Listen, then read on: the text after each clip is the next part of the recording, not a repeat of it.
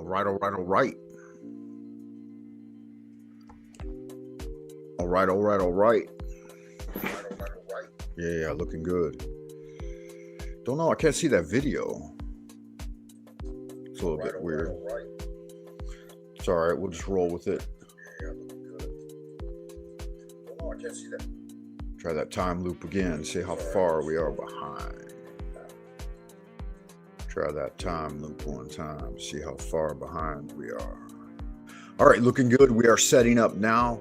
I went ahead and clicked the go live button, even though I'm not completely set up yet. So I'll go ahead and roll some B-roll while I get things in order. Welcome back, Wayfarer. Once again, like Finnegan, we are live from the Central Kingdom of the Celestial Dragon, Twilight Zone, Old Peking, far behind the bamboo firewall. Frank Monday coming at you, brother from another mother. Holy art thou, Lord of the universe, the vast and the mighty one, creator of heaven and earth, maker of all things visible and invisible, master of both the light and the darkness, he who was, is, and always shall be. We adore thee and we invoke thee. Send us one of your divine spiritual agents, our holy guardian angel, to protect and guide us through the innumerable snares of the earthly sphere, and a cleansing wind to disperse all negativity and endless human opinion. Teach us those secret things which we must know for the completion of the great work and the glory of thine ineffable name, Adonai. So it is commanded and confirmed, so mote it be. Amen. Hail unto thee who art Ra in thy rising, even unto thee who art Ra in thy strength, who travellest over the heavens at the uprising of the sun. Tahuti, god of magic, standeth in his splendor at the prow, and Ra-Hor abideth at the helm. Hail unto thee from the abodes of the night. All right, guys, Grand Wizard of the Esoteric Order of Dagon coming at you one time. Frank Monday, self-appointed, of course. Also have my Pope card, right, from the Church of Discordia. So I am a Discordian Pope. We just finished up the 100-day challenge, Sorcery of the Ancients. And with that in mind, guys, please check the description box. You've got a little plug there in the description box. Greetings, Wayfarer. The light of the North Star shines across our mysterious, adventurous path towards spiritual self-cultivation. Join me on the fool's journey from a naive awareness to the heights of spiritual mastery. There's the disclaimer. Please read before joining the live stream. So if you do decide to join and panel up on the live stream, keep this following list from Carlos Castaneda in mind. Talk less, experience more, avoid self-importance, speak impeccably, meet people at their level, use metaphor, story, and paradox. In short, Carlos Castaneda and the teachings of Don Juan suggested that a true spiritual conversation is quiet, sparse, ego-free, grounded in lived experience, and often indirect. Less about exchanging ideas and more about shifting the awareness. So if you were involved in the 100-day challenge, Sorcery of the Ancients, you learned the first few exercises that I presented and hopefully practiced them on shifting awareness. So you do know something about that, Wayfarer, right? Inhale, exhale, in, out.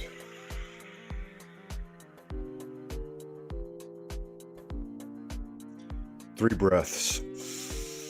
Shifting the gaze, pulling in, pushing out, and then gathering in the hands. Pardon me. After you get that awareness shifted into playing with the hands, the eyes, and breath interacting with the hands, continue natural, rhythmic breathing. pushing that energy in and out of the hands, pumping action. Imagine the hands filled with the pipes of the connection of energy to from the internal to the external, right?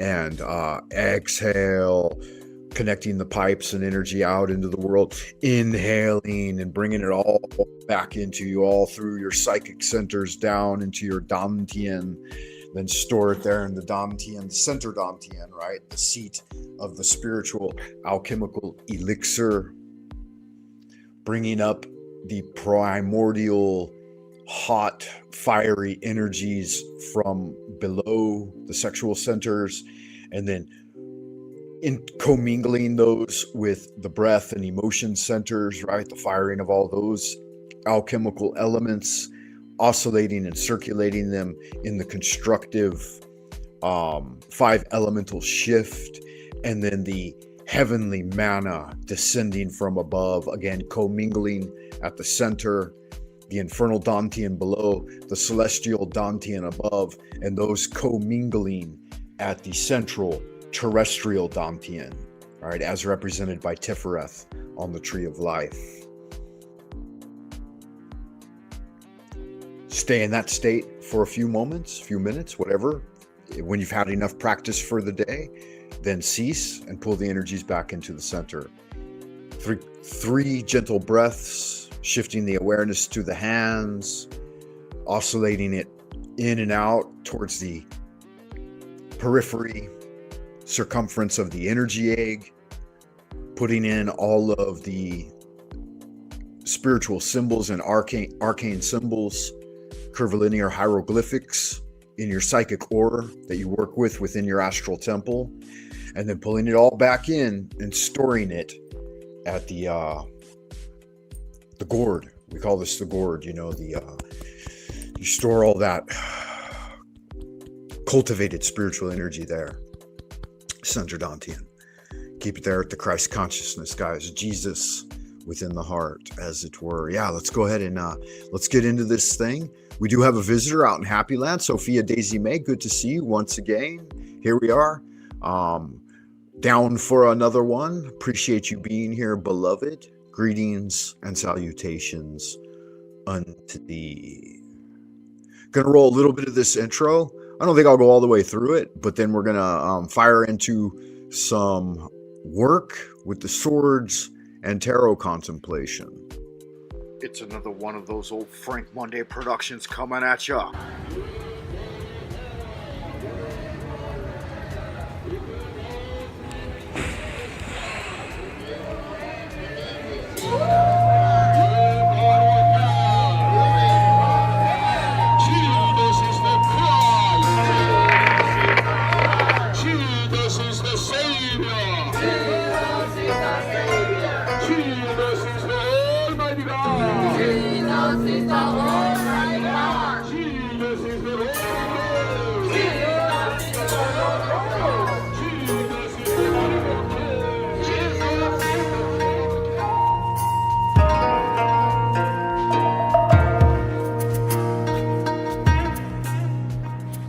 Okay guys, our next comedian is a bit of a treat, to be honest. It is a bit of a treat.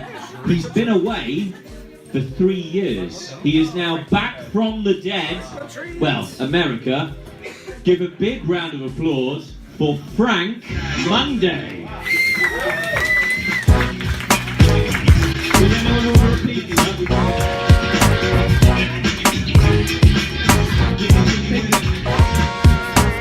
Thank you, Nick. Appreciate that shit. Nick's a good man. You know what that's like, being a good man. It's tough in a fucking city like this, though. You know, nobody gives a fuck. They're like, God damn, that's some crazy shit. Motherfucker wearing high heels and shit. Looking good, too, huh? Yeah, you guys like that. That's all right. It's okay to fall down occasionally. As long as you get back up. All right, being back in the G is pretty fucking nerve-wracking. You know, performing for 4 minutes straight. The only other time I get this anxious when I gotta perform for 4 minutes straight is when I gotta make love to my wife. True that, yo. Yeah, So that's it right there, guys.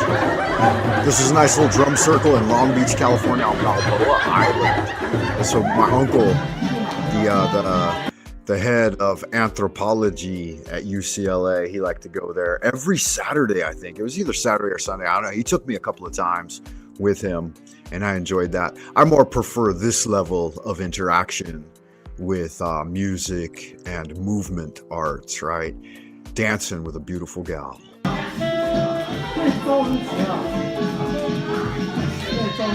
Oh, hell yes, boy.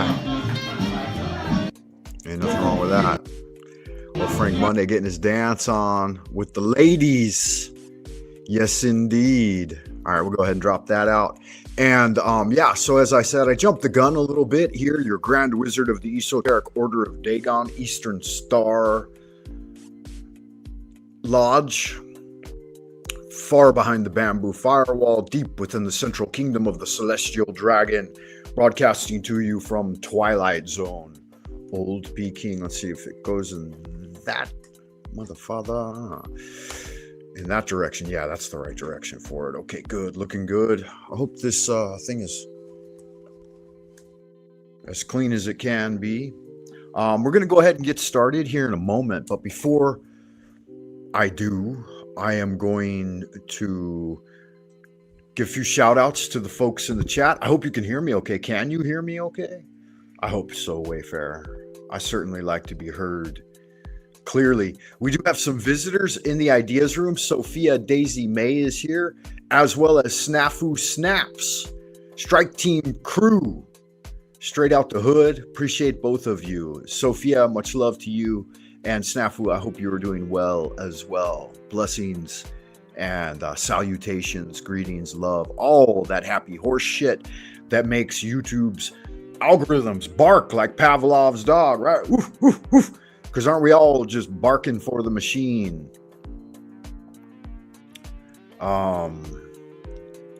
Sophia asks, crew, I won't get involved in the conversation just yet, guys, because we do have some ideas to present. Jack Talcott coming in. Beloved brother from another mother. Good to see you, Jack. I hope you're doing well. I was just going over some magical centering tips. And if you guys would, if you do have the opportunity, please check out the description box of this video. And if anybody joins me here today, I'll definitely I'll throw your name there in the description box to let everybody know that you stopped by to visit. But I got a little bit of a blurb there at the bottom for the Rastafarian Conversation Model, if anybody's interested in learning a little more about it. But it's about how best, according to the teachings of Don Juan, how best to have a spiritual conversation. And it says the Rastafarian Conversation Model is about how to speak when dealing with matters of spirit, power, and awareness. And so there's a few upfront suggestions, then there's, I think, 4 or 5 bulleted points at the bottom. Yeah, so cover those real quickly. Number 1, energy flows where attention is balanced. Don Juan offered the idea that in conversation, if one person dominates, talking too long, explaining, persuading, or performing, their self-importance consumes the energy and the flow collapses. That's something I think we all run the risk of when we're on the internet, right? So number 2, brevity preserves power. Consistently warned that long explanations leak energy. Power is conserved when speech is concise, timed, and necessary. And then number 3, 2 is the ideal number, because then it's not performative. It's the, back to our Martin Buber, right? Because then it's the I and thou dialogical, right? Of meeting God between me and you, right? So according to Martin Buber, professor of philosophy and theology at Hebrew University from 38 to 51 in Jerusalem, he put forth this great little work, kind of a tough book to read at first, but once you get into it, you can see the magic in it. So you might check it out. We did a full review of that book here on the channel. I think in 5 parts. I think it took 5 or 6 parts to get through it. Maybe it was 10. I don't know. You'll have to check the playlist. Number 4, silence is part of the conversation. Castaneda emphasized that real exchange includes pauses, breaks, and what the internet folks like to refer to as dead air, right? So everyone fears the silence of dead air on radio broadcasts. And this is a audio, video, radio broadcast, right? This isn't much more than direct access to the stream that started probably over 100 years ago, right? Number 5, the goal is not understanding, or like I also provided or proffered the Rogerian argumentation model. So that's also a part of the idea, right? That the goal isn't winning or understanding, but alignment. It says the success of a spiritual conversation isn't clarity or agreement, but a subtle shift in awareness. When that shift occurs, talking naturally ends. Like famous beloved love guru Jack Talcott's chats with Jack when he arrives at completion, right? Or when the whole energy egg arrives at completion, right? And I saw that today. I watched the show this morning, Jack, and yeah, there was the natural summation of the thing and tying up of ideas, right? And getting everything into a nice, neat ball. Yeah, so we don't have to agree or even understand each other, according to Don Juan here. We just have to shift awareness from that scarcity-driven fear model, right? Jack's famous quote, live without fear, his trademark, in fact. Shifting from that mind state, that fight or flight mind state, into a relaxed, harmonious, accepting one of love and inclusion and abundance, right? So huge blessings there. Yeah, I've learned a lot from Jack Talcott over the years, guys, and I always talk about his show here on my show. So if you ever get the opportunity, you can swing by his YouTube channel, which is YouTube at Jack Talcott, right? Pretty easy to find. And he's also got a nice little webpage for a mailing list, livewithoutfear.com. It seems like you did a 2 to 3 minute blurb for your channel, Jack. I need to download that and put that on my video playlist so I can run that reel occasionally. The thing was, I wanted to, and I thought about it when it came out. Yeah, I guess it was a couple of weeks, maybe a month ago. And the YouTube downloaders don't work for me anymore for some reason. Like the YouTube on websites, the third-party websites that you can put in a URL and then download a video from YouTube. I haven't been able to do that in months. I don't know why. The one I was using stopped working. I guess it was taken offline. And then I haven't been able to find another one to replace it. I even tried downloading some software onto my laptop, and it didn't work either. So yeah, kind of a bummer. I wish I could get a copy of that. Maybe there's some way you could make a link available to it on a Google Drive or something like that. That would be freaking awesome, man. Yeah, so I don't know if you've ever done that before or not, but if you have Google Drive and you give me a link to your Google Drive, Jack, with that video, I think you had a 2 to 3 minute little nice, very professional put together plug for your show, for your daily show. Yeah, so that's good magic. Let's see, what else have I got here? Yeah, nothing there. Adoration of Abraxas, we already did that.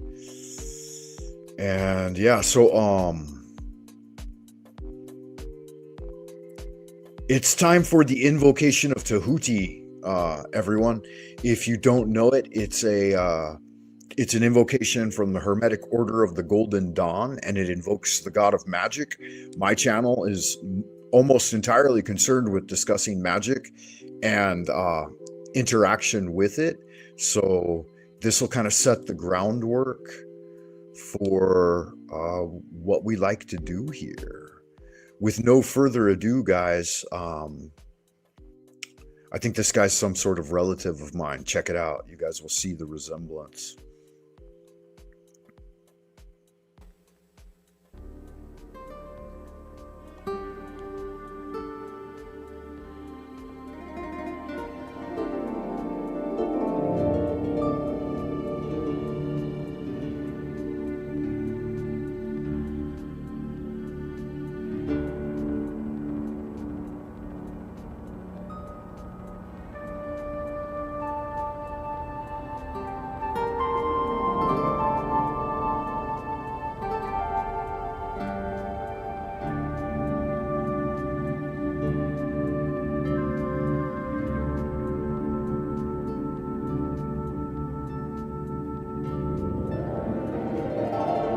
invocation of Thoth. Procul, o procul esti profani, or lasti ompeda. In the name of the mighty and terrible one, I proclaim that I have banished the shells unto their habitations. I invoke Tahuti, the Lord of wisdom and of utterance, the God that cometh forth from the veil. O thou majesty of the Godhead, wisdom-crowned Tahuti, Lord of the gates of the universe, thee I invoke. O thou of the ivy's head, thee I invoke. Thou who wieldest the wand of double power, thee I invoke. Thou who bearest in thy left hand the rose and cross of light and life, thee I invoke.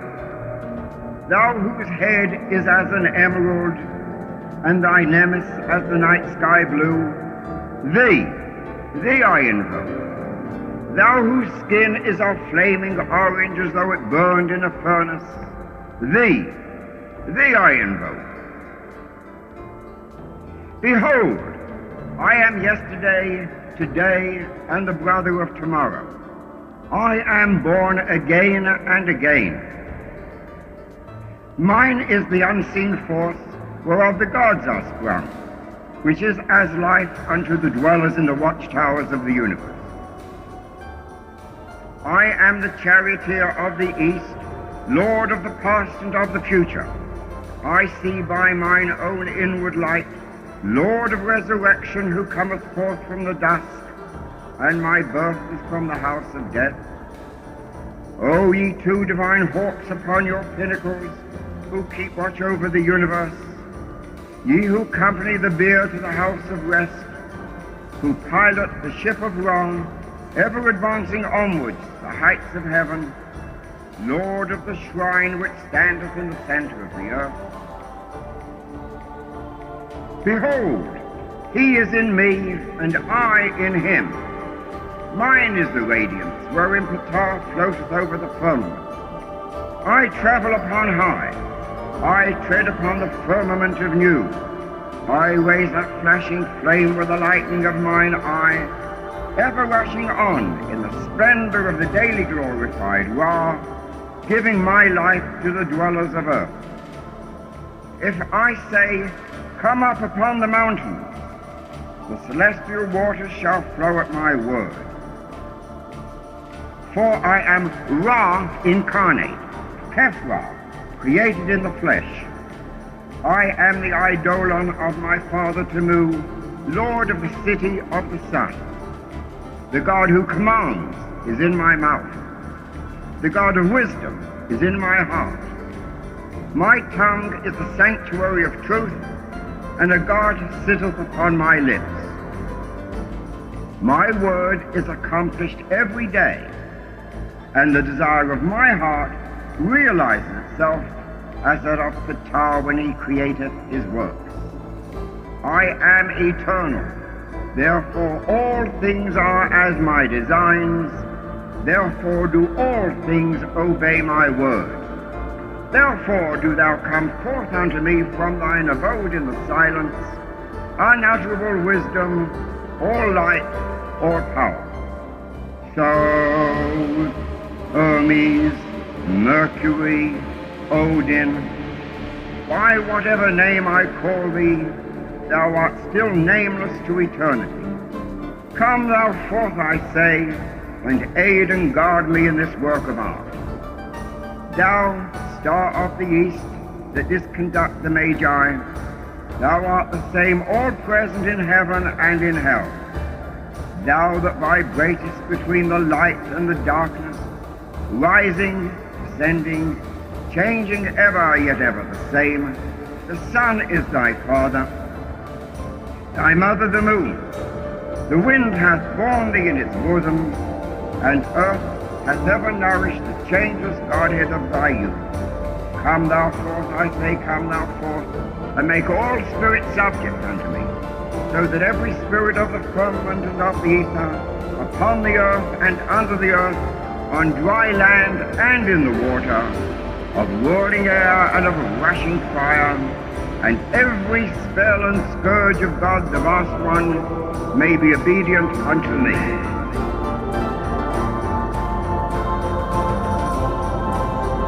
So it is commanded and confirmed, so mote it be.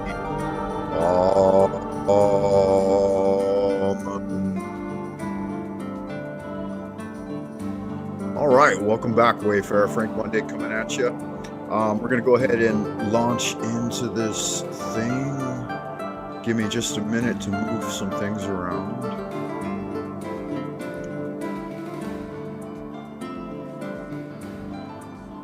All right, we should have a little bit different of a feedback loop now.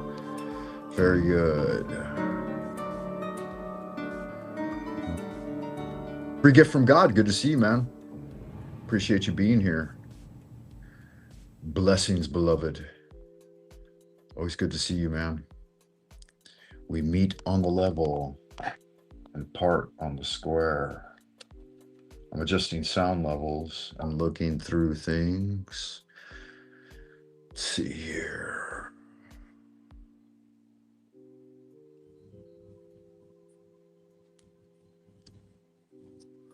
Once again, free gift from God, Snafu Crew, Jack Talcott, and Sophia Daisy May.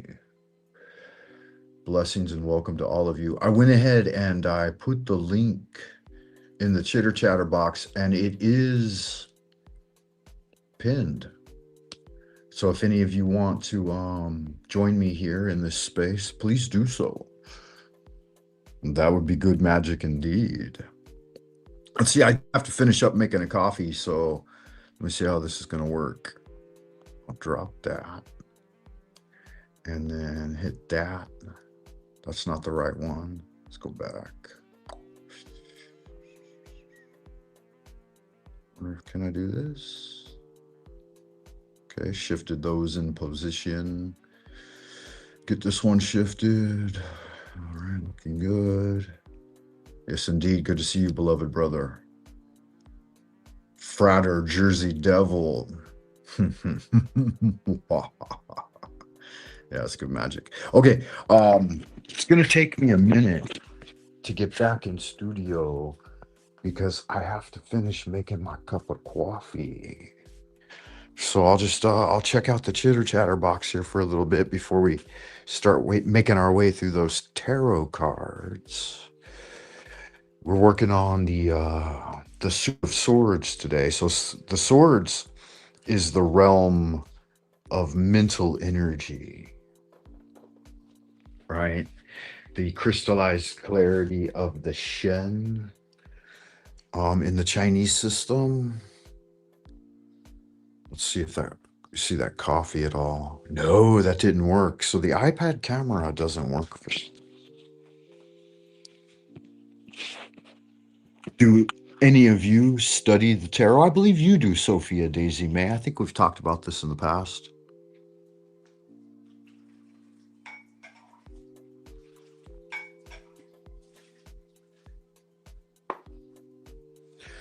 If you are inclined to study the tarot, which I highly recommend for any spiritual aspirant, anyone aspiring to spiritual cultivation,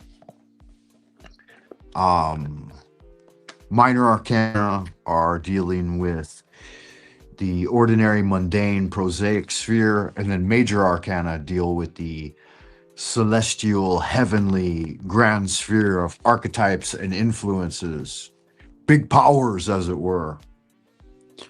So we're going first through as neophytes along the path of inquiries into Hermes Trismegistus, Tahuti, god of magic, Egyptian god of ancient hieroglyphs, and his transmission of the emerald tablets through the system of the tarot, right?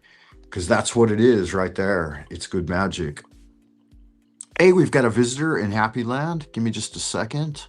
Our beloved friend and fellow wayfarer along the way, Mr. Jack Talcott is here, so I will remind everyone before we bring him up. His webpage is livewithoutfear.com. Definitely get over there and check it out. And then his YouTube channel is Jack Talcott here on YouTube. Let me see if I can hit the right button to get this thing. Boo boo boo. Why will it not bring you up? Oh, add to stage. There it is there. It looks a little different on my iPad, so please bear with me. Let's see, is that working? No, that's not working. Is that working? Got 2 Frank Mondays in there. That works. Whatever, man. Hey, Jack. Welcome. Blessings, beloved. How the hell are you? I'm feeling good. Feeling blessed, truly. I heard you say, see, tarot, I've learned enough to know there's something there, but the meanings and stuff, I trust others to go to. But this is interesting. You said swords is related to mind. That's your topic, right? Yeah, that's going to be the topic for today. We're going to go through the 10 cards of the minor arcana. So the small transitions. What's happening with your mind and the cultivation of your mind. If folks don't know, Jack Talcott is a teacher here. I would call you a teacher and a counselor even of folks and spirits and interactions, a purveyor of grand spiritual conversations here on YouTube with your daily show, man. You're hardcore chats with Jack, so kind of a big deal. So what would be some of your suggestions on cultivating clarity of mental energy and the greater union with God and Christ and all of the things that you talk about on your channel? Let the path be simple. Let it happen with you and through you and for you. And what I'm talking about, let it happen. Let the belief in separation and unworthiness and fear, let those beliefs and thoughts just dissolve away into the memories like they are. And then just be still and listen. That's where the answers are found, right? That's what I found.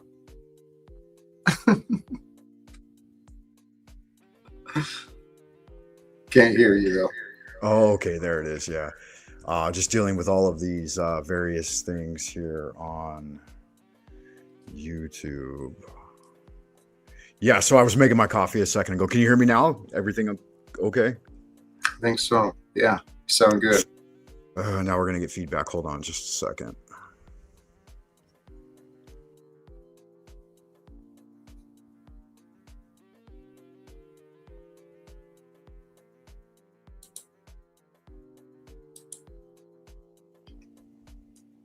All right, better. Perfect. It should be correct now. Yeah, so there we have it there. Yeah, we've got some visitors even in Happy Land, man. That's kind of fun. One of everybody's personal favorites, Snafu Snaps, right? He was stopping by a moment ago. He's made it into the Panelverse comic book that I'm writing. You guys have kind of inspired me and reinvigorated my interest in like physical art, sketching, and trying to ink and add color and stuff like that. You know that I grew up in LA, and as a boy, I was deeply influenced by like comic book culture going downtown. And that's how I came across Chinatown. That's what also drove my interest in the Chinese culture, was growing up in Los Angeles and then going downtown to the comic book stores is actually how I first came across it, I believe. Or maybe it's because my dad took me to Chinese restaurants and stuff when I was young as well. But I always thought that like comic book artists were really powerful in expressing ideas through drawing. And that's one aspect of mysticism, is that you can see like some symbols behind me here in my studio. And so the way that we interact with like art and symbolism, spiritual symbolism, is different from ordinary language in that we don't necessarily have an inner monologue. You don't have to do that, right? Like you can sit and experience it directly in a wordless state. And when I discovered that the Chinese language is also transmitted that way, right? Like these, I don't know if you know much about like the origins of Chinese, the supposed legendary origins. All of their knowledge supposedly came from sitting quietly in meditation and allowing the spirit realm to give them direct impressions. So Chinese medicine is like attributed to a certain specific spiritual Shen, Shen Nong and Fuxi and some of these legendary guys. And the one that brought forward medicine to the Yellow Emperor of the Shang Dynasty supposedly had a translucent body or translucent skin. And so he could see into his chest cavity and his organs directly and monitor how each herb affected it. Like this is probably like a spiritual inner vision type of metaphor. But so he tried hundreds of thousands of herbs in China, even poisonous ones, to see their effect on the human body. And then over the course of his lifetime, which lasted supposedly 300 years or something like that, he cataloged all of the effects of herbology. Obviously legendary tale, but it speaks to a deeper level of that kind of sitting back and communing with God, as you had mentioned a moment ago. And I got a little bit distracted from the way the conversation thread had gone due to these technology interactions. So bring us back to center, Jack. Where did we leave off when I had posed the question to you about simplicity, I believe, greater mental clarity, and so if you could add to that a little more. The simple path to mental clarity is the willingness to let it be, to let the mind be clear, the mind be still. And what you were talking about, those legends of knowledge being obtained, we are so blessed to have the results of all the knowledge that different people have spent their lives, discovering. In that story, that man experimented with himself. I assume meticulously took notes, and the information was shared, right? Knowledge is... Yeah. That's where the canon comes from, right? Like entire sages, and not him alone, but yeah, that very similar type situation for gathering the knowledge. And that's what I've heard of the greatest. Einstein knew a way to kind of go silent and tap in. Tesla would go silent and tap into the frequencies of this dimension and beyond. And we all have that capacity in different ways. It's a matter of learning it, discovering it, trusting it, developing it. Yeah, and sharing and fellowshipping with others. Like I've actually heard too, I'd like to get your opinion and feedback on this. I've heard two different schools of thought on spiritual cultivation through group settings and individual settings. I was listening to a lecture by a Rosicrucian, I forget, but they were discussing that the primary practice of Rosicrucianism, if you're familiar at all, it's a form of like esoteric Christianity, and it rose cross essentially, right? Like it's the Christ consciousness, and the cultivation of that through silent meditation and contemplating the texts of RC is a more powerful way to developing one's spiritual potency, because it isn't reliant upon group dynamics. Now, the group also serves a purpose, I believe. And so this in my mind had put some shade on group practice, but I've also engaged in group practice. And the reason they had pointed out was because group practice comes to rely on the development of the group. And somehow some of that spiritual potential is borrowed. And if the energy of the group isn't there, then you don't have maybe, I guess, access to it through habituation. But now your show, I believe that your primary practice is mostly solitary, except for when like you attend church and have your your daily show chats with Jack. How would you address the question of, because you've been dealing with it for a long time now, over half a decade, probably going close to a decade of dealing with group dynamics. What would you say are some of the upshots for that form of spiritual cultivation that takes place on the space that you provide here on YouTube? In the group space, it certainly is a different experience, and I think the potential increases, but there's got to be the right focus. I mean, and what comes to mind in the group thing is like the Joe Dispenza events. Have you heard much of those? From my understanding, there's miracles happening, right? And it's being done through individual focus and intention, which is resonating with the collective and the group intention and focus.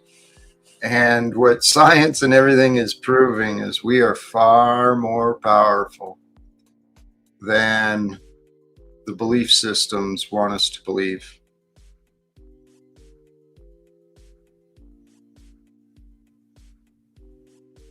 Ooh, I like that you pointed that out. That produced an immediate shift in my awareness to some of the scripture from the Bible, that when Jesus says, when there are two or more in my name, I am there.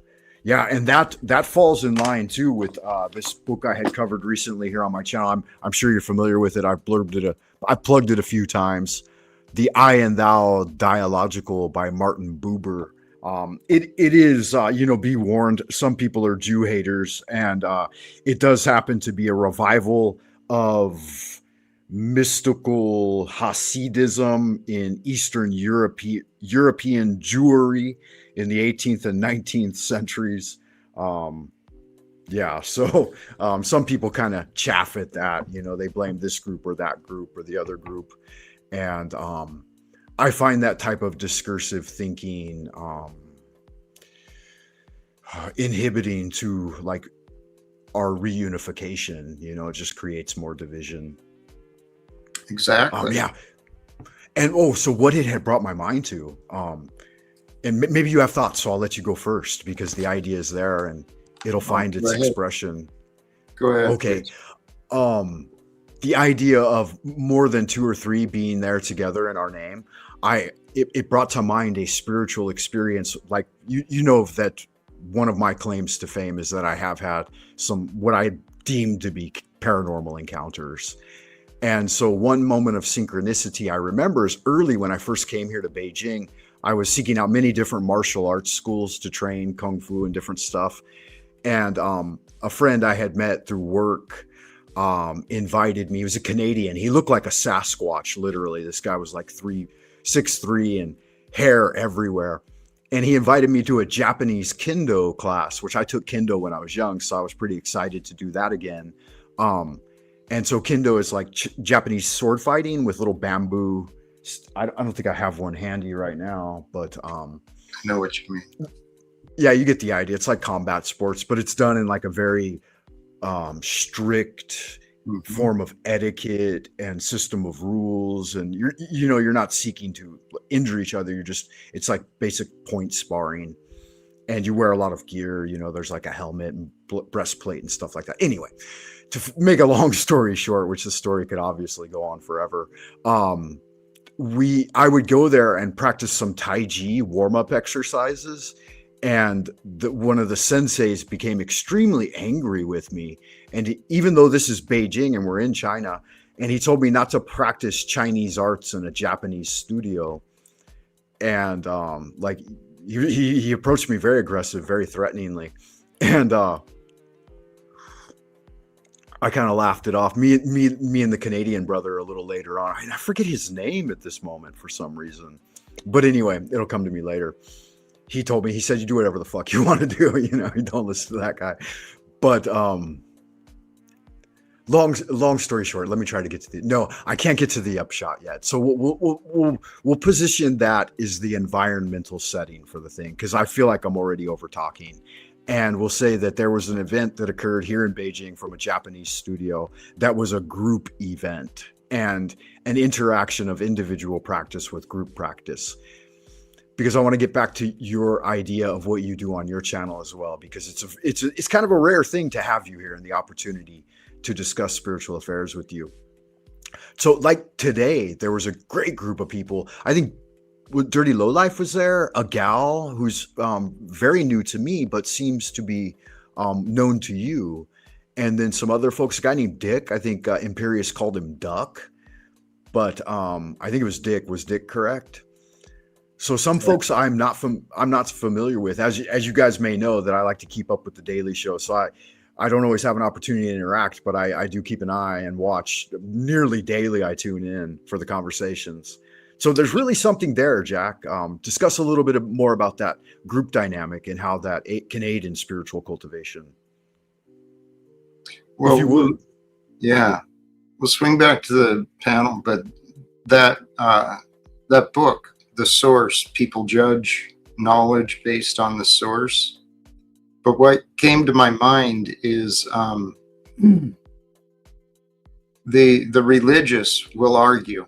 They'll find divisions and arguments, and yet the mystics, regardless of culture, they're speaking the same language.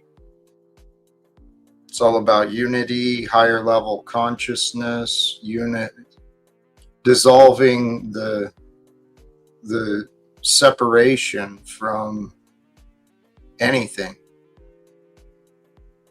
So regarding the stream today, we had some wonderful conversations, and the idea was, well, the thumbnail quote was, those who don't surrender to God will continue to fight for control. Those who surrender to God cultivate peace. And today, along those lines of cultivating peace, I put a call out to men. It's time for men to heal. It's time for men to lead. And it's time for men to bring the change with love. So we kind of talked about a lot of different things. We got into the dynamics of relationships and, the ideal scenarios for different partners. But I'm confident. There's a lot there. Go ahead. Please. No, please. I said a lot. Yeah, there's a lot there. Your message of peace and love and contemplating and referring to good sources of spiritual teaching and wisdom, and this greater overarching challenge to ask men, to step up and heal and lead. And I believe just the other day you talked about having compassion for yourself on maybe having missed some opportunities to take action now.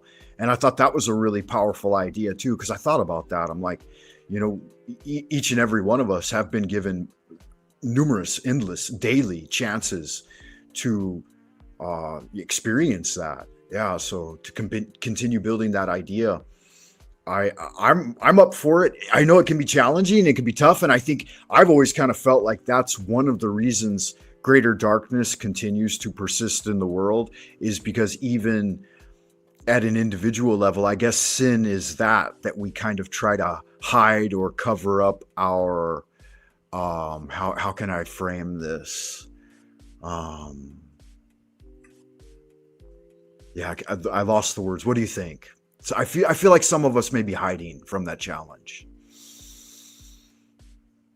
Yeah, that's what I had done in my past. I've learned a lot. I've been blessed to learn and to experience a lot of different things. But the question I've been asking, and I'm going to keep asking it,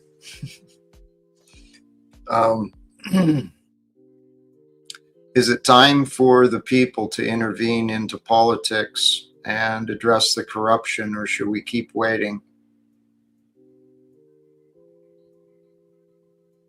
And I can't see waiting any longer. We've got more than enough reasons to do something. And so, since I'm focused in a direction of nonviolence, I don't mind discussing these things publicly.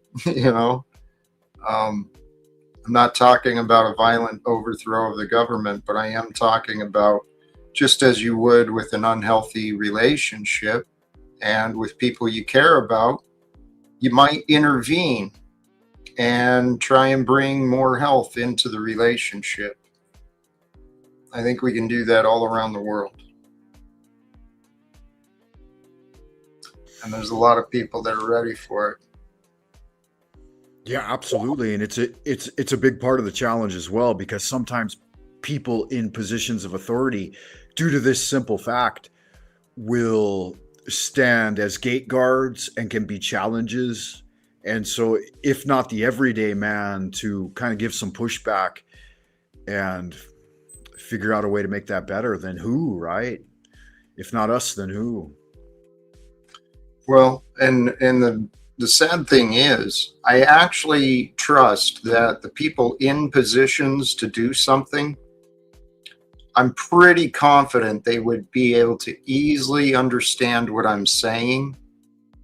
But the problem is especially in America, this bureaucracy and hierarchy of authority, the employees and the subordinates, they act like their job is to keep people away from the bosses, whether it's at a corporation or anywhere. And I get it. You want to respect the ones who are in charge and make sure their time is well spent. But I've been trying to bring good ideas to the bosses for a long time, man. And people make it tough. People make it tough to help them. They do.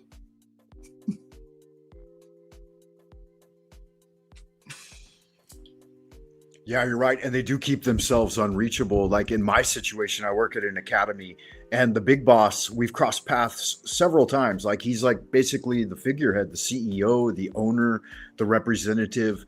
And he will, I'm not going to say too much because that could endanger my position. But sometimes there's a saying in Chinese that that hollow mouths speak white words, which translate basically into making like empty promises. Mm-hmm. And so that kind of like I had a lot of motivation when I first started with this company, and that kind of takes the fire out of the thing, right? Like it takes the lead out of my pencil when all these things were, again, I don't want to go too far, but I think the point being is that in the spiritual tradition that I've learned, it's said that you should be very careful of words, and you should only say what you know you can do, or only promise to or say what you know what you can fulfill, and always fulfill what you say that you're going to. Right. So it creates kind of the Chinese logic is often presented in like dialectics, right? Like dialogicals or whatever, like what they call 对联, or somehow paradoxical statements that cover both ends of the spectrum. And so I've tried to strive to do that, to control the mouth, and don't bite off more than I can chew. Don't let your don't let your whatever interfere with your mouth. Don't let your mouth get your ass in trouble. Something like that, Yeah, don't let your mouth write a check your ass can't handle or something. Cash, like that. That's right. Yeah, can't cash. Yeah, so I find that to be important. And so you've bitten off a pretty big piece of the challenge, with what you're doing. And a lot of people chive you for that, or chive, whatever the word is, and challenge that. Like even here recently in the chatterbox, how would you respond to the naysayers and haters, Jack, that are always trying to steal the jelly out of your donut and don't want to see it happen? And maybe it's, and I know that you've been very forthright in saying that it doesn't have to be you, that the idea is greater than the man, and that's a big deal. how might you respond to some of them? Because it looked like a few of them showed up here to see what was going on, and called Frank Monday a witch, demon worshiper, whatever. I think it's all funny in my opinion, because my spiritual relationship with God is individual, and I like that you allow opportunity for that, like varying voices. Thank you. The naysayers, to the naysayers, I say thank you. Thank you for betting against me. It gives me something to challenge myself with. And I'll be gracious when I prove them wrong. I don't know if you could see the back chat or not, but one of your naysayers showed up. It's like in Chinese we say 说曹操曹操就到. So when you speak of the devil, he doth appear. One of your favorite haters, Snafu Snaps, is in the green room. What might you say to Snafu if or when, whether or not we bring him up? Because I consider this to be a kind of a beloved interaction between me and you. Our stars, the stars have aligned and our paths have crossed. So how might you respond to Snafu? We'll check the private chat. Go ahead. Well, I just remind him that this is a chance. It's a chance for us to just spend time together and get along. And the other part, swinging back to something you were saying earlier, it kind of ties to bringing him up. In your description, and one of the rules you were suggesting, impeccable with your word. And that relates to the other relationship you were pointing at with work. It's up to each of us to prove that our words are true, right? Only we can allow ourselves to be shown to be a liar. But I think Snafu can get along. I have seen him. I've witnessed him stay calm and be polite. I know it's within his wheelhouse. It's a possibility. Is it you? I don't know.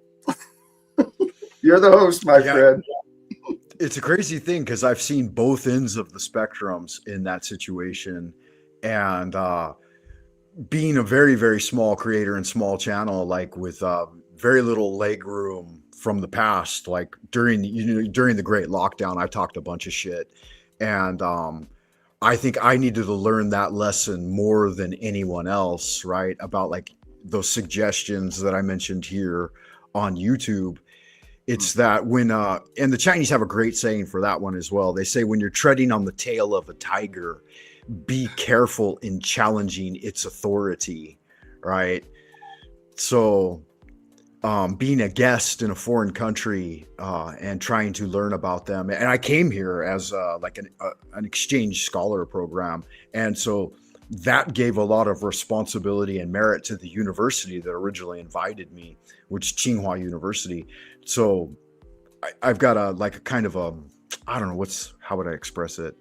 Like a greater responsibility than just myself, It says 2 people's the ideal number, but what do you think? With no further ado, shall we invite Snafu to say hello? Okay.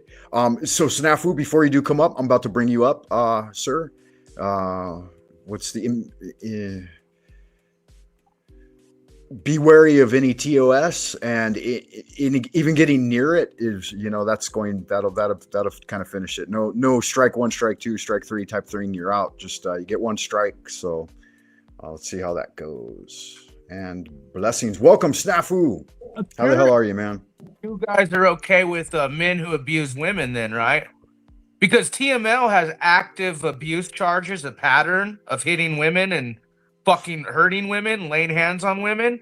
And that's not TOS violation. That's me calling Jack out. He wonders why I would never allow friends like Owen Schroyer or even fucking other people that I've worked with, Atomic News and political entities that I work with, not be connected to Jack, because Jack like fucking men who abuse women, like this man. No. I want to ask Jack if you would. We want. Oh. If you would, No, Snafu, just fuck really you, quickly you take a pause. fucking witch. You fuck. Well, that didn't last long. It's because I hit the mute button on him, so he got really upset. But yeah, it didn't seem like he was here to like interact in a way that was in any way conducive to spiritual growth amongst us. So that was it was hard to keep up with. It was a static and scattering of ideas that already kind of put me flat-footed and on my heels because I didn't know a lot of those people. And accusations do not equal convictions or guilt in any way. Exactly. Actually, that's another lesson our nation and world will be learning. Not only the damage of wrongful accusations, but especially the damage of wrongful convictions. There's a lot of, throughout history, there's been good and innocent people truly harmed. But more people are paying attention. There's different groups. There's a lot of good things happening, but it's time for good people. It's time for good people to unite together for the purposes of creating a better world. Yeah, I agree with that wholeheartedly. I'm convinced as well. Ooh, my bad. Yeah, running multiple screens. I think that you run multiple screens as well, right? You're a YouTube creator. You know that juggling and handling, it divides your attention. There's a principle in Japanese training called like Bushido, essentially, or Ujazen, something like that. I forget the Japanese terminology. But in Chinese, it's about like focusing on single tasks at a single time. Like we have Chinese Zen Buddhism is really a form of Taoist Buddhism synthesis with some elements of Confucianism. And so like the essential practice is that you go with one central idea as your primary focus in an analog function. And what Snafu did a moment ago was brought forth a lot of like digital static, right? Like the mind racing in hundreds of directions simultaneously, and then trying to connect those threads with an essentially self-centered narrative, which I don't think serves the greater body. That's definitely not what Christ consciousness is. You know, Christ consciousness is reflected through like agape love and diffusion of harmful intent, right? Like we should always speak truthful words, but we should be careful if those words are injurious to others and self. And I think sometimes, you know, like you had said a moment ago, right before he came up, you asked him to have a look at the little suggestions there, and I think the one you had mentioned was being impeccable. Let's see if I can find it. Yeah, speak impeccably. Words should be intentional, precise, and necessary. Don Juan called impeccability saying only what aligns with what's energy and purpose, which I guess he did, right? Because his energy and purpose is pretty overt and clear, which is sad because it's harmful to himself and others. Well, this is an example. An egoic mind will find a conviction, right? What he's done is he's convinced himself of these stories. And so he's looping in these stories. He's committed himself because he's chosen to believe the stories that he keeps telling himself. And so when he approaches me, he's filled with conviction. And I've tried pointing out to him, until he shuts up to listen, he won't hear anything but himself. And he's never going to find out where he's wrong if he won't stop arguing. So until he's willing to stop, I don't know what else to do. Yeah, I don't either, because it's not Snafu, and this is directly to you. I know you're in the back room still, and sometimes people feel like, hey, you guys are talking about me. Why shouldn't I be able to say my part? So I'll give you another opportunity to say hello to us. And if you interact with like me and Jack's here, obviously, right? in a way that's, chivalrous, courteous, and defers respect, equal respect.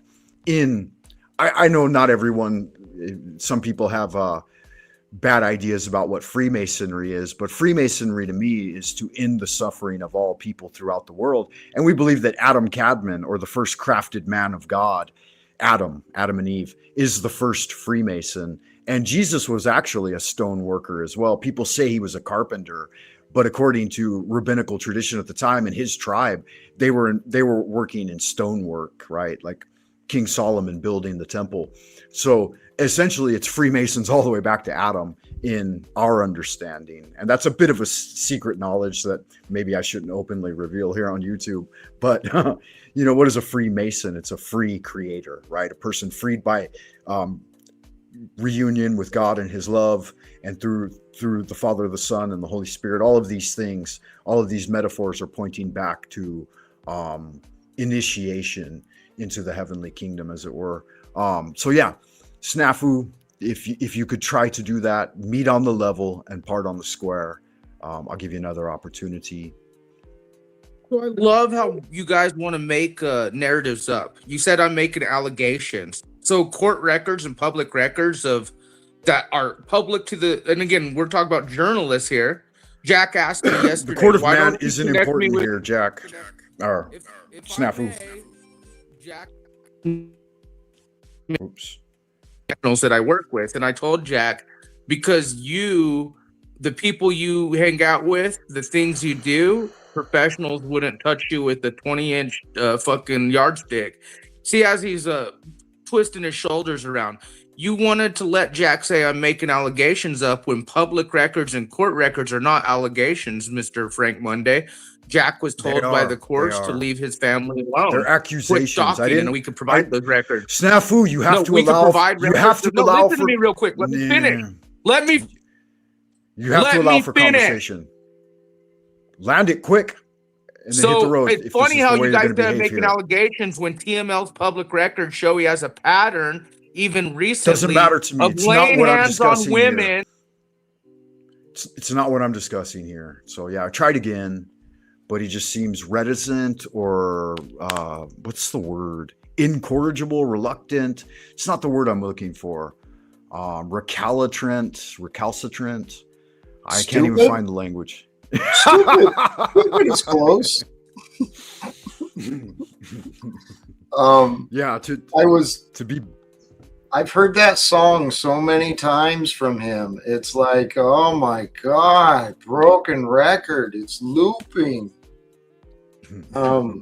You were very polite, Frank, and I think you gave him a fair chance. You were very fair with him. And I've tried to do that too, but golly geez, man. You do far better than me. I have a real hard time tolerating any of that kind of happy horse shit. Good for you.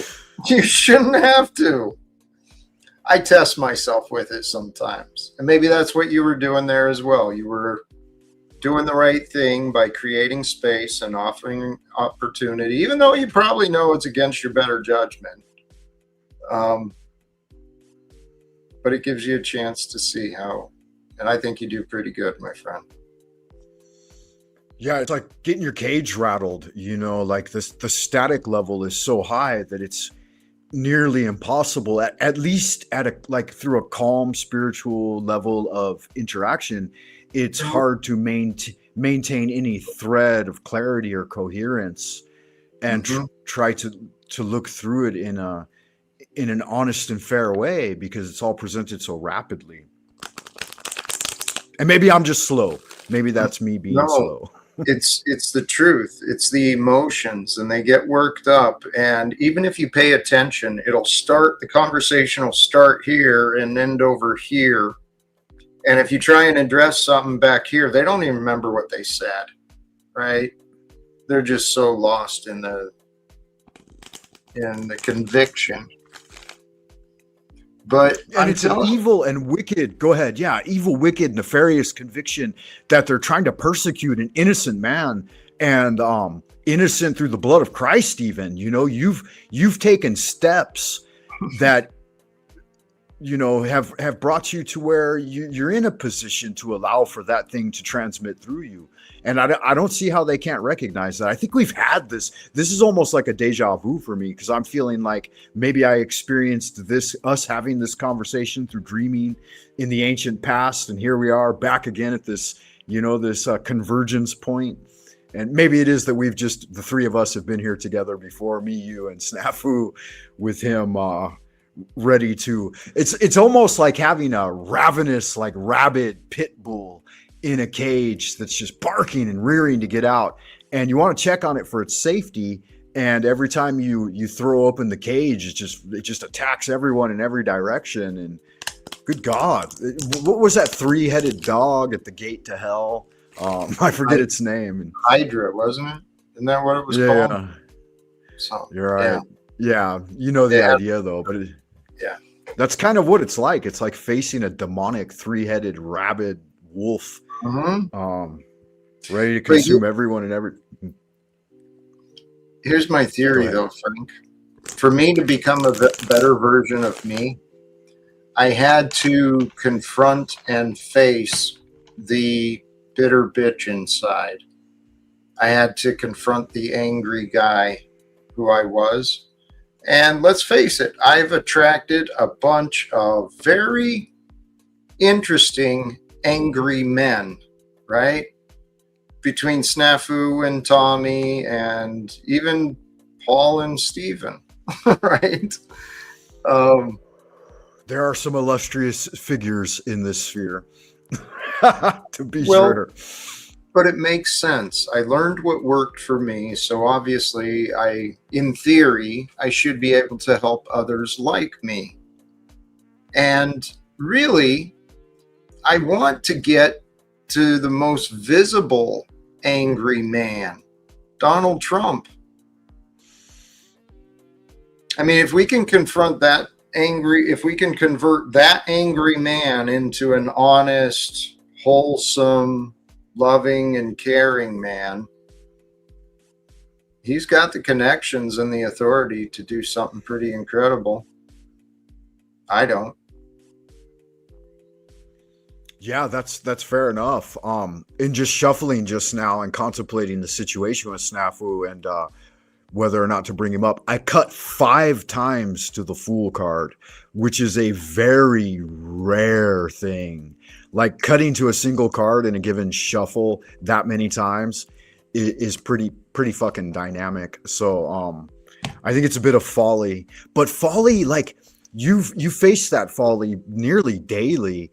And it's a spirit of so what's the upshot? What's the value in any way? Like, I guess it's a part of that, building those muscles that are preparing you for like and it applies to Trump, right? The synchronicity of the thing that he is playing the fool on the world stage. Here Snafu is trying to jump around like a fool as well, a dandy and a fop,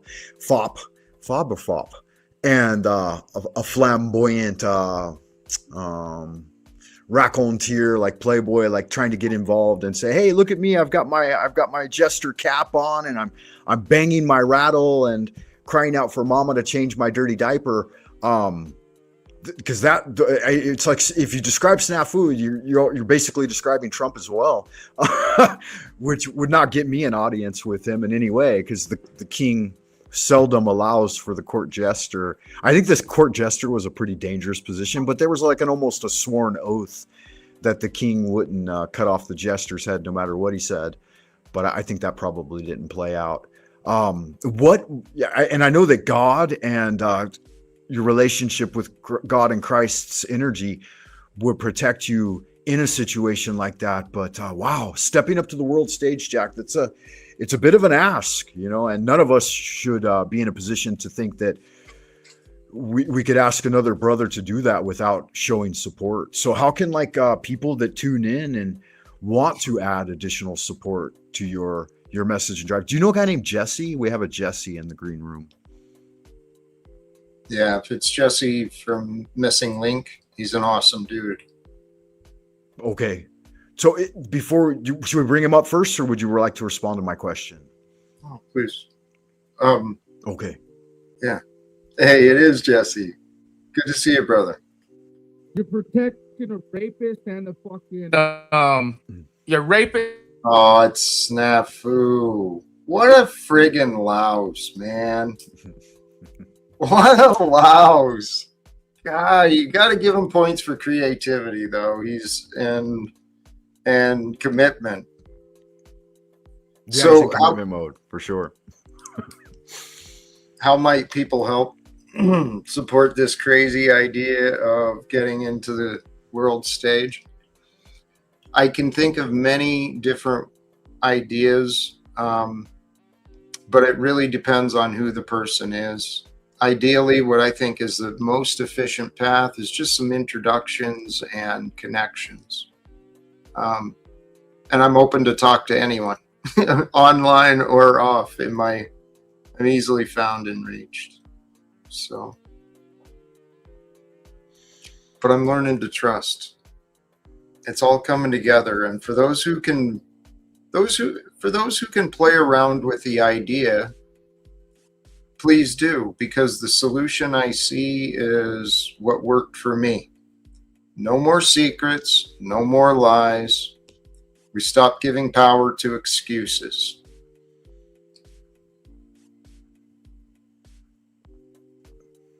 And we have this incredible opportunity. I was thinking about it. While I moved myself to Baltimore to be outside of Washington, D.C., I really don't need that. All I need is to be scheduled for a conversation. I could do it through video, right? To talk to these people. It could be so simple if we can just find a way to get a foot in the door.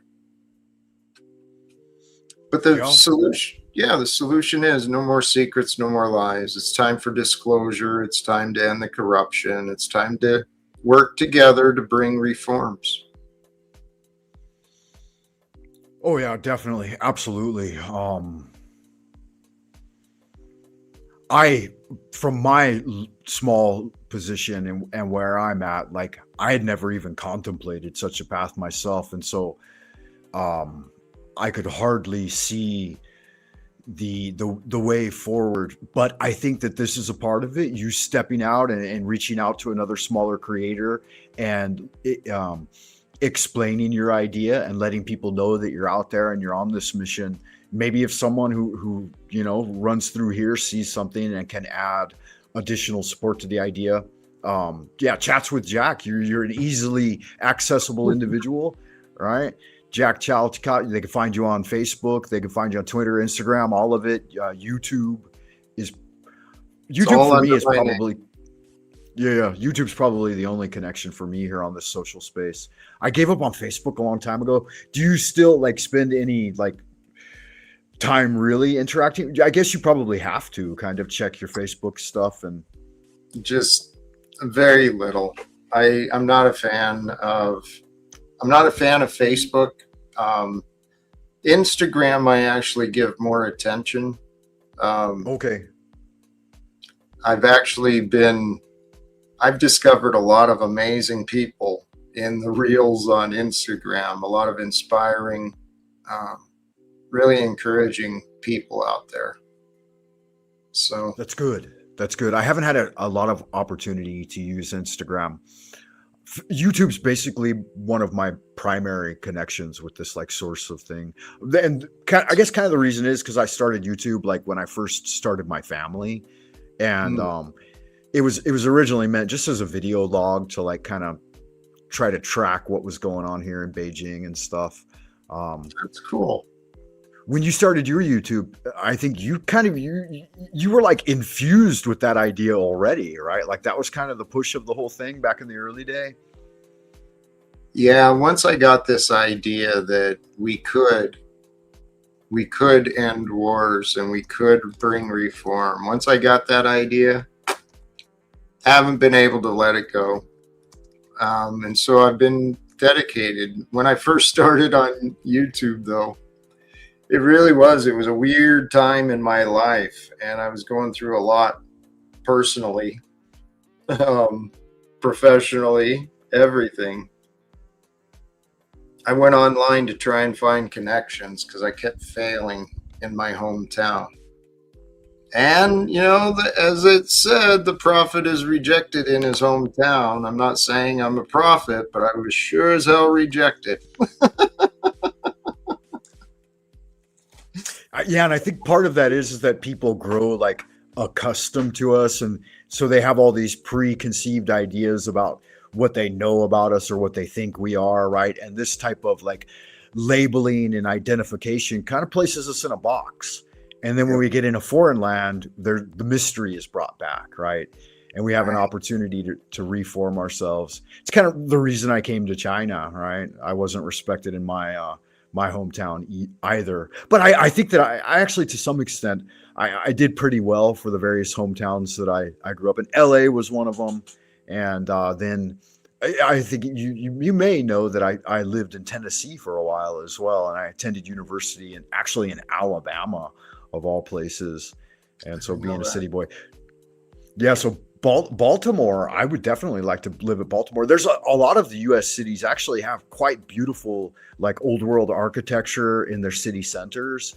And like government has seized the seat of power by occupying those spaces that were originally meant as like communal buildings and places of fellowship for the everyday average community, but they've locked them all off and called them government building. Post offices is huge. Post office has like, you know, every post office is basically a seized old world building from our founding fathers, who were again Freemasons. You know, they built those through Masonic diligence and the principles of, you know, the G at the center of the compass and square, right, represents God and, you know, one nation under God, indivisible, with liberty and justice for all.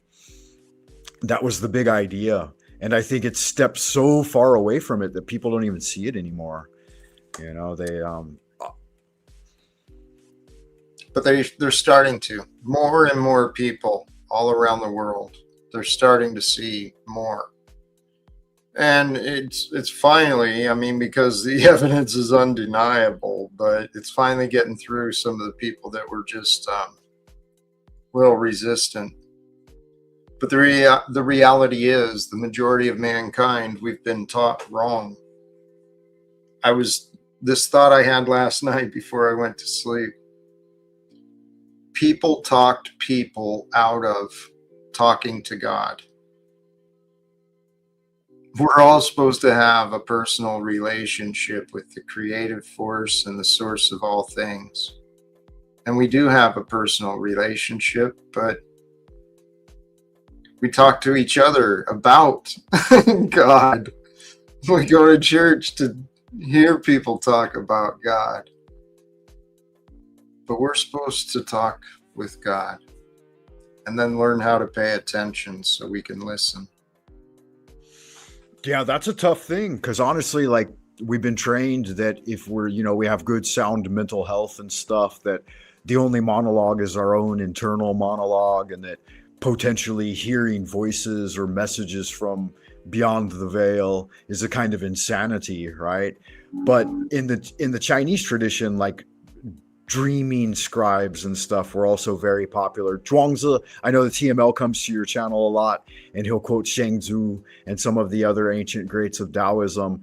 And one of them was known as the dreaming prophet. I guess Edward Casey too. Was that his name? Yeah. Yeah. I think so.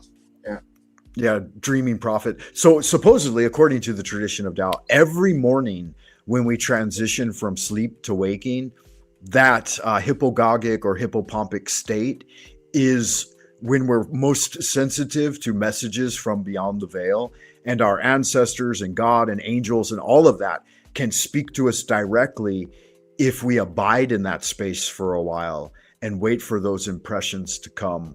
And I've experienced some of that great magic through that, and have a lot of tales to tell, but keeping them mostly inwardly is somehow important too. That's like, we're supposedly sworn to secrecy, right? To know, to dare, to will, and to be silent, because telling others about it may it may be putting it in a box, which it can't be limited to, because the experience itself is like timeless. Just looking through one facet and trying to describe that could take hours and hours and hours of conversation and pointing and drawing and all of that. And so it misses the point of now, which you're a firm believer in. I've got Snafu in the back flashing in the green room, the camera. What do you think? Do you want to give the fool one more opportunity to say hi? It's up to you. To be honest, I'm not sure how long I'm going to last. I'm starting to get tired. Yeah. But I if can you see want to that. give I him a can see that. chance, I respect, and I'm here for you. Okay, Snafu, you've got a great opportunity. Jack's still here. He is ready to do his evening thing, right? And reflecting, like you said, on some of the gains and losses. We often reflect on both as you go into Dreamland. I would wish you great peace, Jack, under heaven. And that's not what we're going to experience when I hit the button for now. But before that happens, know that I love you, brother, and God loves you, and you're in His embrace and fulfilling His mission for you through you. You know, and anybody that can aid in the development and fruition of that, can only benefit humanity at large. Snafu, please don't say anybody else's name. Keep this on Frank Monday, Jack Talcott, and Snafu Snaps. And avoid any hearsay or accusations or skirting TOS, because I don't have the patience of Jack. So one last chance, and then we'll be on our way. Here you go. Welcome back, Snaps. It's totally obvious that Frank Monday, the witch, right? Known witch. We should tell Pastor Joshua this is your witch friend. No. I'm on me telling broomstick. Jack, your witch friend who's involved in New Age witchcraft type shit. But here's the funny thing: I have receipt, court records, including with you being told not to go, but also TML, your buddy Frank. He's not here. It's I me don't and care. Frank. He beats women, bro. You allow people who beat women on your panel. It's you Frank and wants to me ignore and Frank. Come on, man. Frank wants to ignore receipts. Frank wants to ignore truth. Frank wants to ignore actual court records, proof, like legit truth. I don't have because his Go ahead, Jack. tribalism with you. So Frank will turn his back on truth optic because of his tribalism with you. So that shows Frank's character. Actually, he turns it, and it's funny because the records and stuff prove like predator shit with TML, and Frank's gonna turn his back on truth. Yep. Good stuff, Frank. That's much better. Thank you. I am curious though, why is Snafu like Snafu is? Frank likes ignoring truth. Frank likes covering up optics of truth. Court Snafu, records. Please, one question, please. Why is Snafu like Snafu is? Frank likes covering up for fucking truth, like receipt. Is there any way to like permanently mute their mic settings? I don't think there is. No, not yet. Might be. I've heard a couple people mention that. Yep. So StreamYard. Look how Frank tries covering up for fucking predator optics, even with receipt. You're a good guy, Frank. You're a good dude. Jack, do you want to continue with this? What kind of fuckery? No, it shows that Jack's going to make excuses, but Frank is going to ignore receipt because of his tribalistic. Snaps, I'll keep you here. You could stay in the back if you want. Maybe we could chat a little after Jack heads off into the abodes of twilight to dream of heavenly things. I tried again, but he won't even show a basic level of respect for what I asked. You know, like you said, TML's not here. Yeah. I don't know anything about the accusations against TML. I don't really have time for it. It doesn't really fit into my life. I make time for things that are important for me. Like some of my suggestions on magical centering are very basic. Focus on what matters most. Build self-discipline. Do something daring for your self-development. And what I've got from you, number 4, live without fear, right? Don't fear the living. And then number 5 is one I think that everyone should have a look at. Learn about the greats. Like you just mentioned, Joe Dispenza and a book called The Source, right? It's important for us to research the greats and get to know them better. Like I've spent it's going on 2 years now, Jack, that I've been watching you and keeping up with you and learning from you. And I've derived a lot of benefit, and I've sent other folks in your direction. And I think people are really going to enjoy the Chats with Jack show if they have an opportunity to come over and fellowship with us when we're there. And thank you for coming by. Frank, thank you. Some final words here for the people. Hey, just a sincere thank you. Thank you for the hospitality, the host, and the promotion, man. I can't overlook that. You're one of the greatest, the most public supporter, I think. So, and I made a call out to you. If you've got a Google Drive and you can link your little 2 to 3 minute advertisement, I'm going to figure that out. I'll download it and I'll use it on here routinely because I think it's good fun. I think other people should download it too and spread the love. Much love to you, Jack. Have a great evening. And thank you so much for stopping by. Yeah, peace. Hey, and peace to Snafu too. He'll find forgiveness and he'll feel better when he does. Right? He will, yeah, absolutely. And he bailed, so okay. Peace, brother. Thank you. We'll see you in the abodes of future. Bye for now, Jack. Blessings. Yeah, so that was good fun, good magic. Kind of a big deal, right? That's something I was definitely looking forward to and invoking inwardly anyway, because I open up this channel for fellowship and spreading the message of spiritual cultivation. And I think that Jack Talcott does a lot of good work on cultivating that very thing through a group setting. As many of you know, if you've paid much attention to my channel here on YouTube and kept up with me, I'm a bit of a solitary practitioner, and kind of because I'm a family man and I live here in the central kingdom of the celestial dragon twilight zone, old Peking, far behind the bamboo firewall. And so I have, rules and regulations that either overt or subtle that I have to pay attention to, because I came to YouTube for fellowship and spiritual discussion.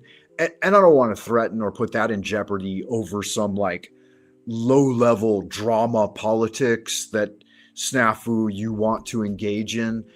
The accusations of man in man's court or public record and stuff like that, it matters nothing to God's heavenly kingdom. The only arbiter of justice is the archangels of the throne of Jehovah, in my mind. Before me, Raphael. Behind me, Gabriel. At my right hand, Michael. At my left hand, Uriel. So, if you're unifying with God, the Godhead, God, Jehovah, the one true God, and his universal energy and message, and cultivating the divine spark within, the means and methods and court of man have nothing to do with reality or entry into the heavenly kingdom. Only God can judge. Judge not, lest ye be judged, right? There is nothing new under the sun. None of these Christian axioms mean anything to you, snafu. You do not present yourself any way as a messenger of Christ's message. You don't even have the basic capacity to interact in with civility or courtesy or anything near what Christ's teaching would guide you towards. So many people call themselves Christians and have no Christ-like attributes in any way. Sad. It's just sad is all it is. But I'll cease to focus on it. This type of negative rhetoric in my chat cannot be abided by, so we'll let go of that. Unslaved Truth has a good suggestion for you. Go hug a motherfucking tree, biatch. Right? Go do something worthwhile.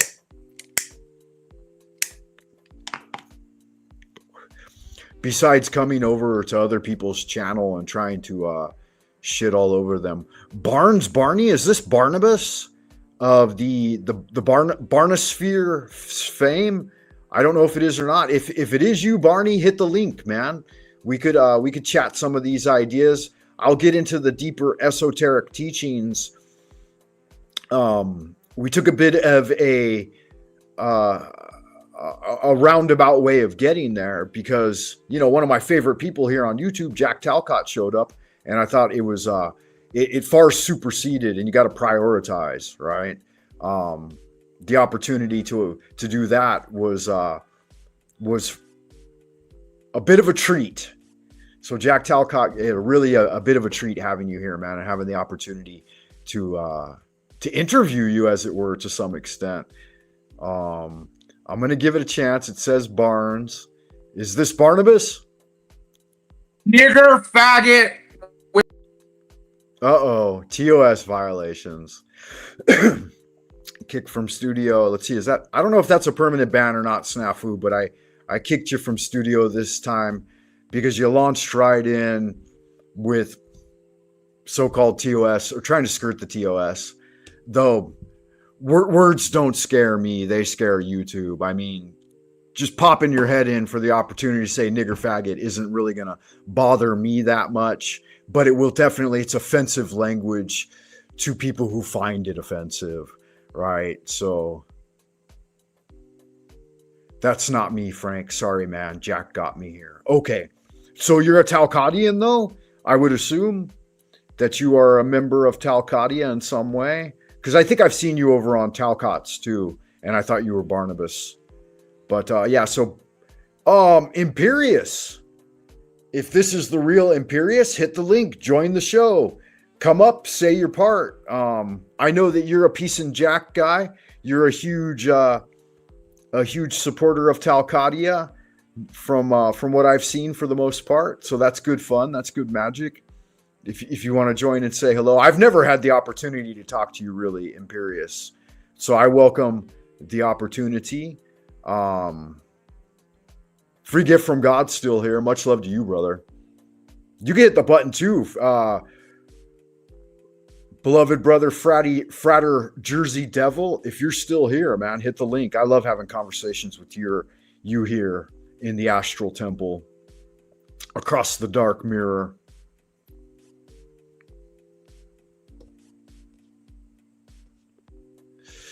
Let's see who that is. So we do have a random guest in the green room. I'm not sure who it is, but I will have a quick look. Could you cam up real quick? Trucking 4, BJ4. Yes, no. I'm a little bit apprehensive of just randomly adding people I don't know. I will give it a quick shot, guys. So please, Trucker. Hello, Trucker.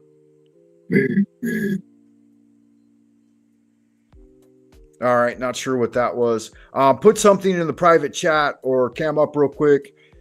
Trucker, I'm not sure what's going on with that. Once you put the link out, you know, a lot of internet tourists might happen to roll through. And yeah, beep, beep. So Trucker says beep, beep. All right. If you do come here for shenanigans and rather than trying to add some value to the show, then I will just continue to kick and ban you guys from the green room. So I have two choices. I have kick from studio and ban from studio. I'll go with kick first, and then if you come back for a second time, because I am checking your authentication with YouTube and your email addresses and making a record of it. So if you do come, and then you will be permanently banned from the channel. So that's not why we're here. That's not what this is for, right? You shouldn't do that when you come here. Coming here, I would assume, I'm not going to assume, but I require that you read the RCM document in my description. Disclaimer, read the Rastafarian Conversation Model before you hit the link. Rastafarian Conversation Model is about how to speak when dealing with matters of spirit, power, or awareness. So talk less, experience more. avoid self-importance, speak impeccably, meet people at their level of awareness, and so on and so forth. And then there are 5 guidelines. So please have a look at that in the description box before you decide to come up. And it looks like we're going to be going solo here for a moment. So let's do a musical interlude to break from the good buoyant energy of having the beloved Jack Talcott here to interact with us for a while and get back on page with the Frank Monday show and some of the deeper esoteric teachings. So quick musical interlude from Dweller of the Dark. God can't help the dead.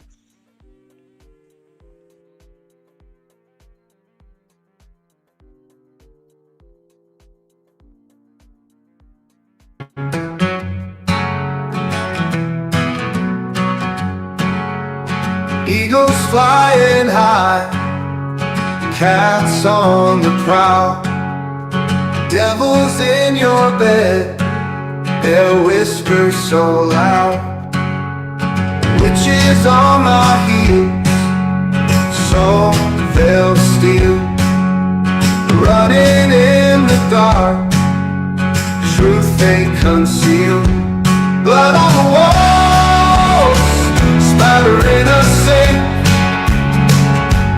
God can't help the dead, no time to think.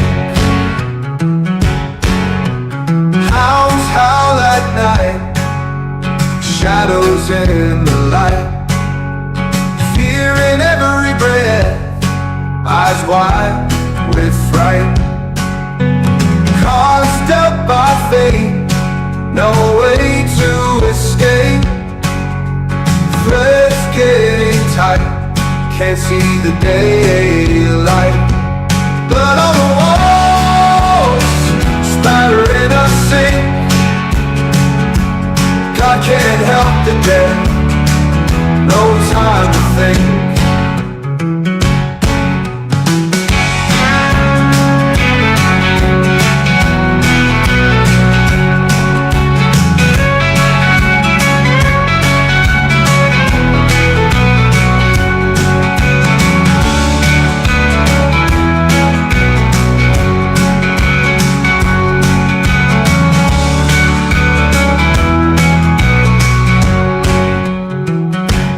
Cards dealt by fate, no way to escape.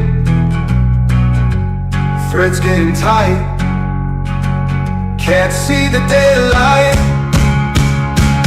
Blood on the walls, spattering a sink. God can't help the dead, no time to think.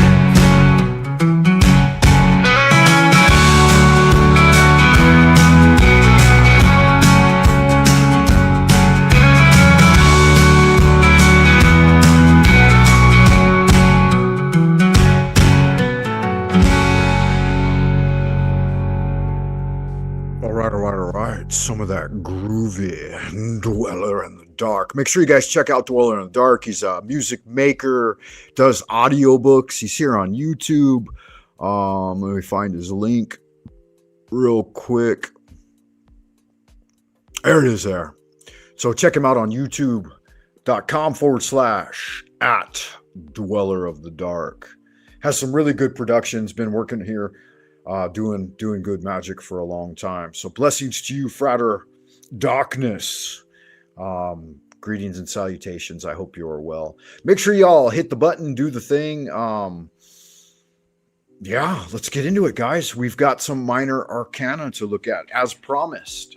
It's taken us a little while to get there, but get there nonetheless we shall. I think even in... Oops, my bad.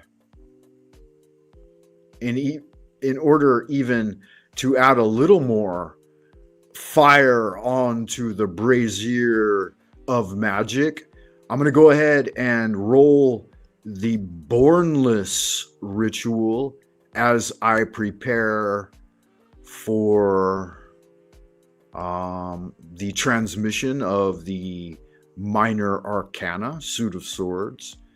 And that'll give me an opportunity to pull those out of the deck and set up the camera. that I can film that with. So please enjoy. Ritual. Thee I invoke, the Bornless One, thee that didst create the earth and the heavens, thee that didst create the night and the day, thee that didst create the darkness and the light. Thou art Asa Arnepha, whom no man hath seen at any time. Thou art Iarbes. Thou art Ea Apophras Ra. Thou hast distinguished between the just and the unjust. Thou didst make the female and the male. Thou didst produce the seeds and the fruit. Thou didst form men to love one another and to hate one another. I am Anchaf Nakonsu, thy prophet, unto whom thou didst commit thy mysteries, the ceremonies of Hem. Thou didst produce the moist and the dry, and that which nourisheth all created life. Hear thou me, for I am the angel of Ptah, Apophras Ra. This is thy true name, handed down to the prophets of Hem.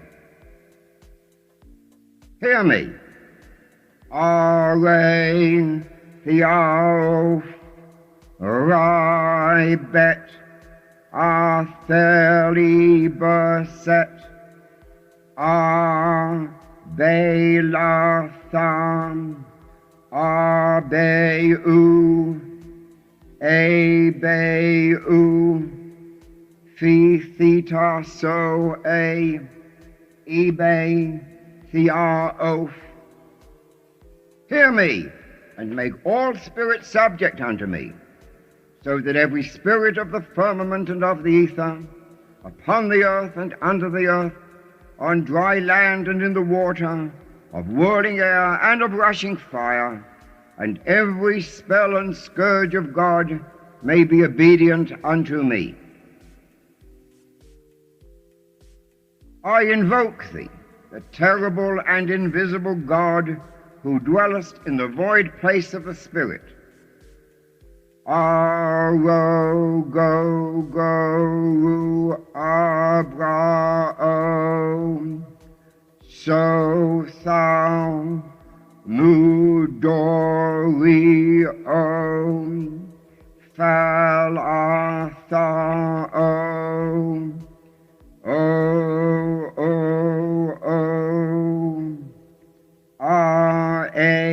Pay the Bornless One. Hear me, and make all spirits subject unto me, so that every spirit of the firmament and of the ether, upon the earth and under the earth, on dry land and in the water, of whirling air and of a rushing fire, and every spell and scourge of God may be obedient unto me. Hear me. Ru Abrai of Mario Dom Babylon Balbin Abaft Asalonai Arfen Eof E Photeth Abra Sax R-A-O-O-U, Ishure, mighty and bornless one. Hear me, and make all spirits subject unto me, so that every spirit of the firmament and of the ether, upon the earth and under the earth, on dry land and in the water, of whirling air and of rushing fire, and every spell and scourge of God may be obedient unto me. I invoke thee, Ma Bara Eo El Kotham Athori Balo Abraf. Hear me, and make all spirits subject unto me, so that every spirit of the firmament and of the ether, upon the earth and under the earth, on dry land and in the water, of whirling air and of a rushing fire, and every spell and scourge of God may be obedient unto me. Hear me. Aftam, abaftam, bas om, Isak, Sabaoth. This is the Lord of the gods. This is the Lord of the universe. This is he whom the winds fear. This is he who, having made voice by his commandment, is Lord of all things, King, ruler, and helper. Hear me, and make all spirits subject unto me, so that every spirit of the firmament and of the ether, upon the earth and under the earth, on dry land and in the water, of whirling air and of rushing fire, and every spell and scourge of God may be obedient unto me. Hear me. E-A-O-U, Pe-U-Re, E-O-U, Pe-U-Re, E-Aft, E-R-A-O, E-O-O-U, Abrasax,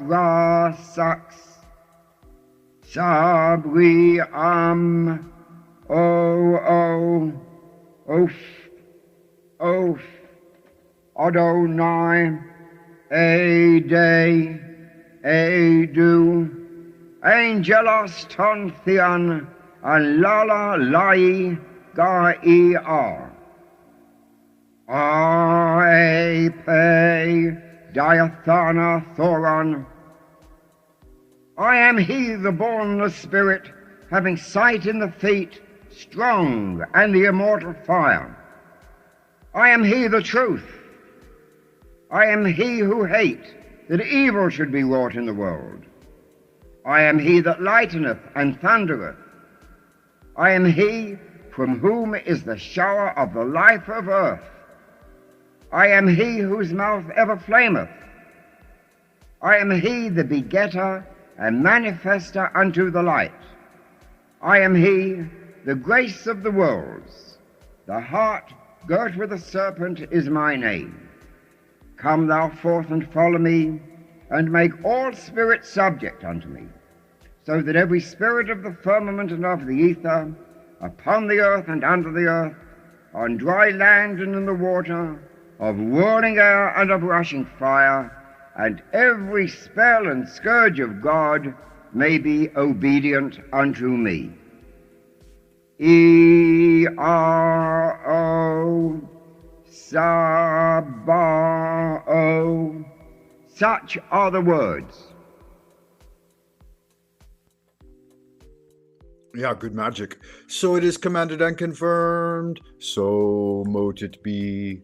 Amen. All right, welcome back, Wayfarer. We got a little bit of tarot to get into. As you saw, precursor there. I have got a camera set up back here.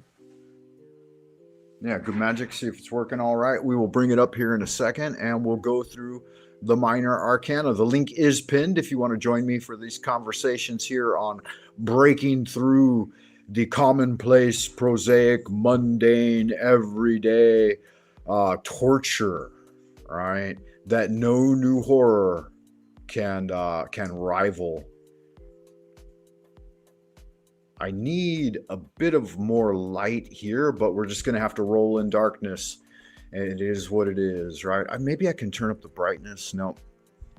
I was going to think maybe I could turn up the brightness on my laptop. That might give me a little more illumination, but it is what it is. So we left off last time with the 10 of Pentacles, and we're going through the 1s through 10s. We've got 1 are beginnings, 2s are balance, 3s connections, 4 stability, 5 disturbance, 6 harmony, 7 the mystery, 8 movement, 9 growth, and 10 completion. And beginning again, right? Begin again, fin again.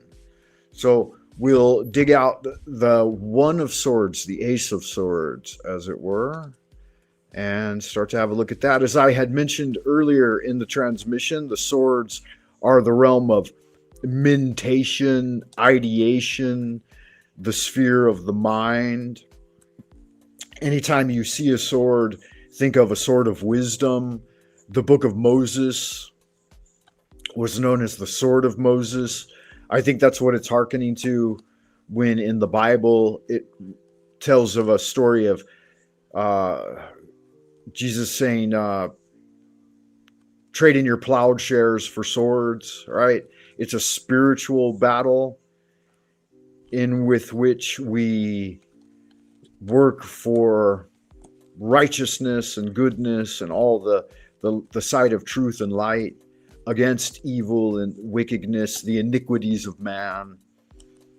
And we got to root those out in ourselves too, right? And that's how we get it done. Let's see if we've got all the swords and I didn't miss any.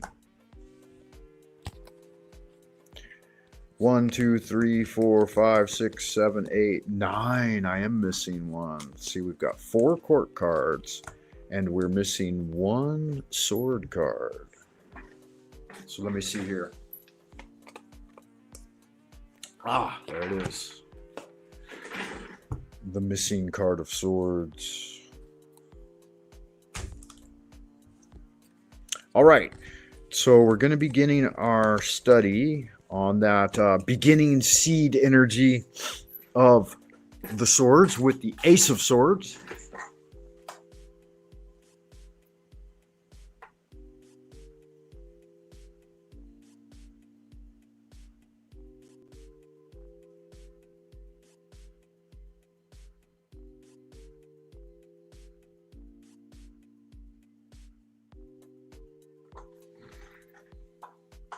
And I think that looks pretty good. There's a little bit of glare there on the card. I'm not sure that I can do a lot with it at this time, but yeah, it looks fairly presentable. You can access these images from the beloved Rider-Waite Smith tarot deck online for free, so they're available pretty much everywhere on the internet. Just look up tarot, the pictorial key to the tarot. It was Arthur Edward Wyatt of Hermetic Brotherhood of the Golden Dawn fame that employed Pamela Coleman Smith, the artiste, to paint these images, and he guided her. He gave her the general idea and overview of what it should look like, and then guided her. I think he sent some of the plates back several times in order to be adjusted and adapted. Sorry. Where are my reading glasses, beloved? There we are. So the Ace of Swords. Again, aces represent new beginnings. And the swords in particular are about the rising of new thought forms and ideas, mentation and ideation of bringing things from above, as above, so below. Is that everything? Okay, there's the 3. So let's begin again along our magical journey. Portrayed in the card, we see a hand emerging from a cloud. So this represents the bringing forth or birth of this new thing. Its focus is singular, which is a form of unity and oneness, right? On our tree of life, we've got Keter and Hokmah. So we have the relationship of the Fool and the Magician. Ones can be the card of the Magician and bringing things from the unseen sphere into the seen sphere of manifest. So direct manifestation through magic. And here it's of the four tools or weapons of the Magician. It's the sword, spiritual discernment, right? Cleaving and cutting through chaos to bring about clarity. We see the crown above, which represents Keter, the crown, and the actual seat of God's throne, right? And the palace of the heavenly realm. And then we see 2 different plants or herbs coming down around the sides. Pull that up a little closer for me. I believe on one side is holly and on the other side is a palm leaf. And so these are hearkening to the might be olives, magic on one side, and then the temple itself, right? Its physical presence on the other. So we've got Boaz and Walken, right? The twin pillars of Solomon's temple represented here. And then below each is that gift or manifestation of 3 yuds, right? So these yuds are the further continuance of the tree of life, right? So if we're coming down the tree of life and we look at it through the symbology of this card, we have Keter, Hokmah, Binah, Hesed, Gebura, Tifereth, Netzach, Hod, Yesod, and then Malkuth. Malkuth would be down there at the base, right? The Yesod would be the actual hand coming forth from the cloud, grasping that middle pillar, right? So the sword is straight up the middle pillar of the tree of life. Then we have Yuds off to either side, right? There are 3 on each, right? So on Boaz, we would have Binah, Gebura, and Hod. And then on Walken, we would have Hokmah, Hesed, and Netzach. So we have the masculine and feminine pillars. All right, moving forward, once that greater division starts to begin, then we have the delineation of the twin forces, the yin yang. And so here we see the symbology on the card is a waxing crescent moon, or would that be a waning? I believe that's a waning gibbous, a waning crescent. And so we see the tapering down, or even beginning of, could be either, right? I believe the other side would be waxing and this right side would be waning, depending on your reference, right? Your perspective towards the thing. It should be superimposed, yeah. So think of yourself as sitting in that position and facing outwards towards us. Lots of unseen things happening in this one. In fact, all of it's unseen because the figure portrayed is hoodwinked, right? And this is a type of spiritual hoodwinking, right? Obviously, this person put the blindfold on themselves to be removed and brought on their inward journey. They're weighing 2 swords, crossing the heart, and so they're at a dilemma, a crossroads, and contemplating the direction they will grow. And this sometimes creates a false dichotomy within the mental sphere, that there is this or that, left or right, yes or no, up or down. These are, in fact, false dichotomies, right? They're just both ends of the spectrum or extremes. And so the 2s represent that fracturing and at the same time oscillation and harmony between the twin forces. So if we look towards stillness, then we still have motion within stillness. And then if we look to absolutely like motion, dynamicisms, we still have inertia within it. We have stillness within motion. And so this is the paradoxical line on the yin-yang symbol, the Taiji, as it were, that going to extreme in either one will give birth to its opposite. Once you've rested for a while within stillness, this gives birth to a need for movement and action. And then once the actions are complete, these give birth to an opportunity to reflect and become still again and receptive. So we oscillate between these twin forces. Continuing that, this shows some of the mental anguish of bringing in the 3rd aspect and growing the 2 to the 3. 3s represent connections and division, and here within the swords, it shows some miscommunications and misunderstandings, piercing the heart, right? Shot through the heart, and you're to blame, darling. You give love a bad name. So this is the card of heartbreak, or the world, or even yourself, maybe not meeting your expectations. We see storm clouds bringing in the tears. Could be tragic, and it's minor. all of these things within the minor arcana are minor, so this isn't a huge upheaval. It's just one of those things that brings sadness to your heart. We've all experienced loss and gain in the prime material plane, and this is a harbinger of that loss. Either you're undergoing it or just experienced it, or it's coming in the immediate future.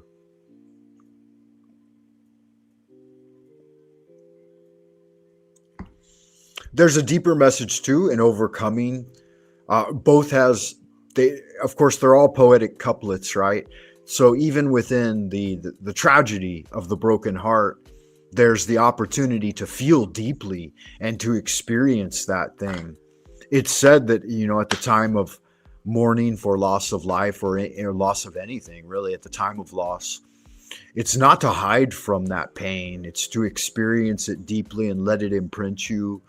And then it's all about your reaction to it and how you move forward and how it aids to the bitter medicine that induces healing. Right. After that occurs,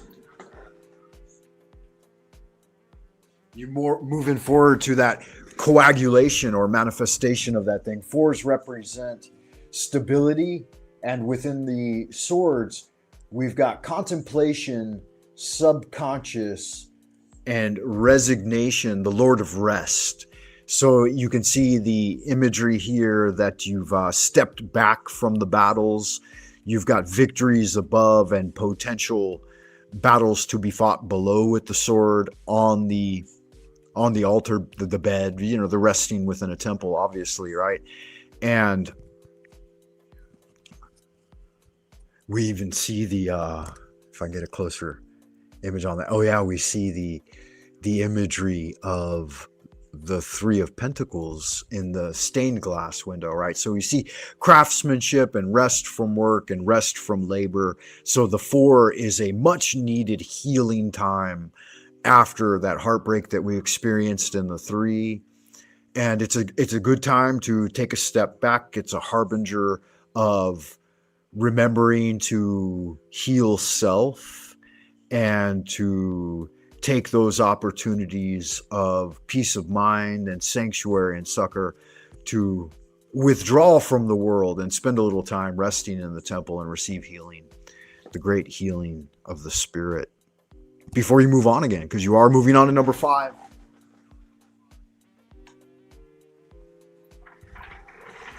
Another scene from the mental landscape, and you'll notice that all of the mental landscape cards have very similar type backgrounds so far, like the ones that portray the sky, that we see these turbulent storm clouds brewing in the mind, right? And the mind is like that. When emotions rise and cloud the thinking, they are like violent storm clouds. Here in the 5, we see that some battles have been fought. There are some folks walking away. We have a victor standing in the foreground and possibly the vanquished moving off into the distance. There is greater tranquility because the waters are no longer agitated, right? And we see distant shores and places of recovery and building anew. We see that potential moving away from violent times, and they're both ends of the spectrum here: the vanquished, the victor, and the vanquished. So contemplate what that means. We see some loss in the form of swords being cast upon the ground. We see some gains, right? Some small gains and victories with him having seized 2 of the trophies from the challengers. And then we see these energies moving forward yet again.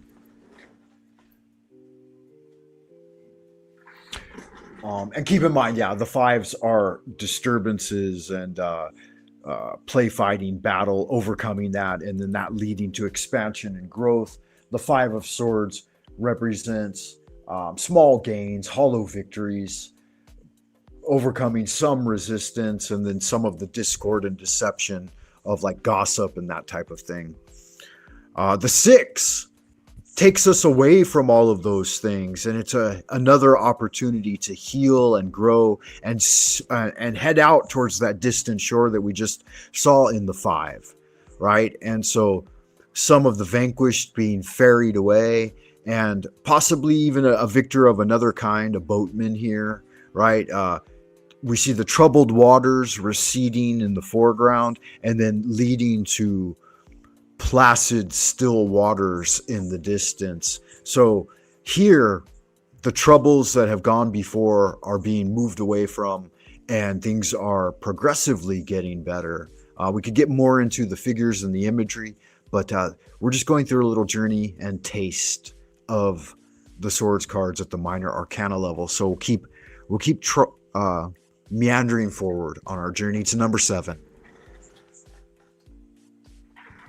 Now here in number 7, we have a shifting of scenes again, and we have another type of mental victor, as it were, and carrying off the spoils of, we could think of in these spaces like debate spaces where people go at it to so-called win, right, and prove a point or substantiate a claim against all others. And that's what the mental sphere has in store for a lot of folks, and that's why some choose to withdraw from public and social life a lot when they're engaged in spiritual cultivation, because this type of thing can be deemed as petty by those who know, right? The knowing would laugh, and therefore I do not do it. But at the mundane, prosaic level in an individual's life, it can show that you kind of feeling proud of yourself.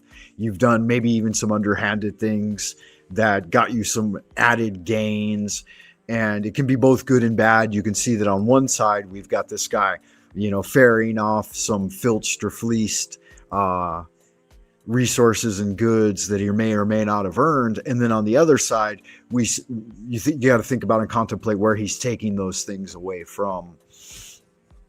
And so again, that paradoxical, dualistic interaction of these energies. And it can only be better interpreted through the tarot in response to the inquiries of the querent. We won't get into the deeper esoteric with all of them. Here we have the 8 of Swords, and 8s represent movement and stagnation at the same time. So the juxtaposition of being bound, again, this may be have done willingly, right? Like self-binding and taking a moment to step away from the castle in the background. They may have been brought out here and bound by captors, and maybe the vanquished that we see from earlier.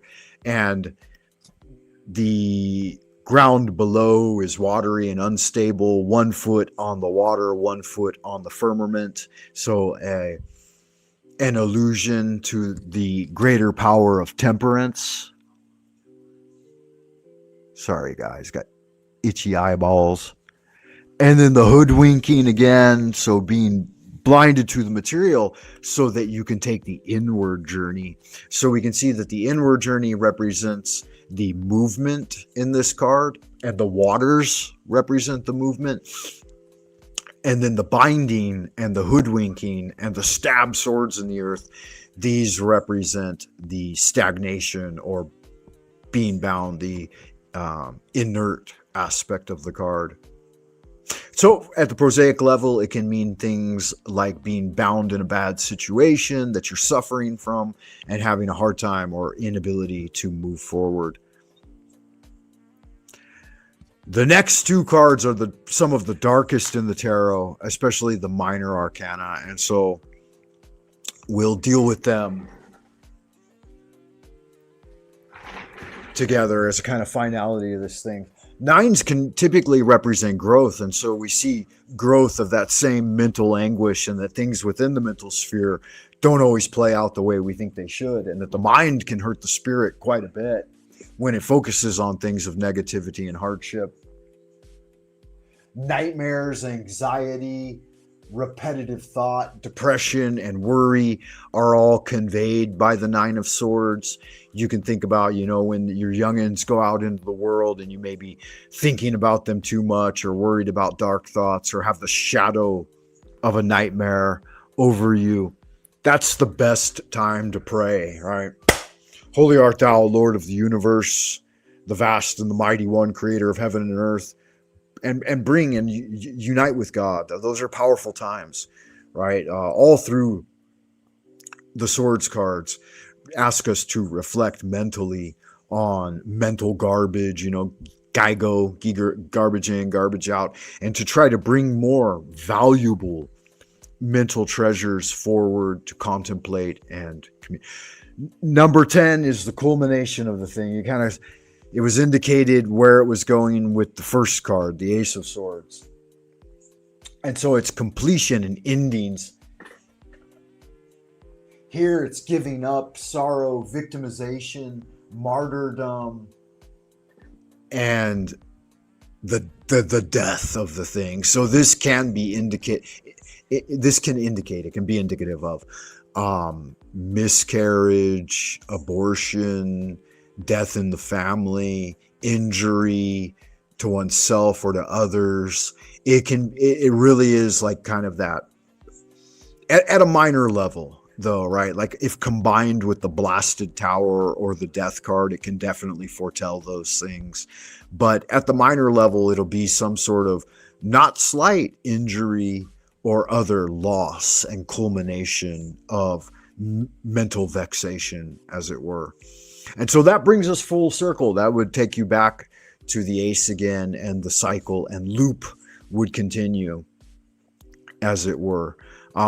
So thank you for taking the opportunity to meander with me, Wayfarer, through the minor arcana, suit of swords, the element of air, and the ideation, mediation of the mind, and its little series of events and situations that we go through as we take an idea from birth to completion and see it all the way through its death, right? All things go that way, right? There's a spring, summer, autumn, and winter for all things that appear within the transient, ephemeral sphere of the prime material plane, as they're birthed into existence, grow and are nourished, and then thrive and bring forth their own fruit, and then lay down the tools, gather back up the tools, and be done with the season as the energy returns to the root, waiting in hibernation to spring forth again as things change. So it's the master method. It's the process. We've made it now through the first two grades of the neophyte, right? In Malkut, earth and air. And next, on the next video, the next transmission of this kind, Talk Shop with Frank Monday, we'll be looking at the cups, the area of the heart, the emotions, and the physical healing energies of hormones and alchemical transformations of that type. And then that'll take us to the fire element, which will complete the 4 Kabbalistic elements within the tarot, or minor transitions, right? Minor transformations. We'll deal with the court cards on another video where we do all 4 suits of 4 cards each, and its tetragrammaton expression through the court cards, because they're a little more complex after you dealing with the minor arcana 1 through 10s, right? The pips, as it were, they're called the pips cards, the numbered cards, are probably is probably the easiest way to approach the tarot study of the tarot. And so that's where the transmission usually begins. That's going to do it for today, guys.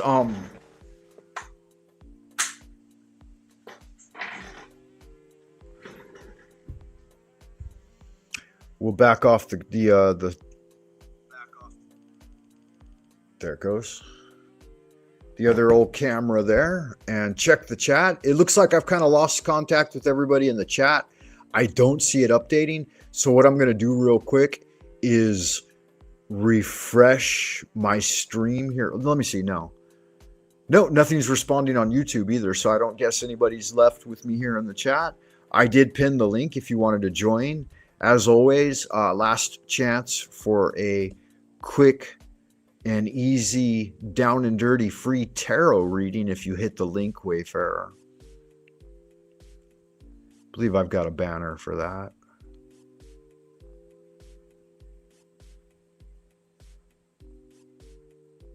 Ooh. My microphone just ran out of power.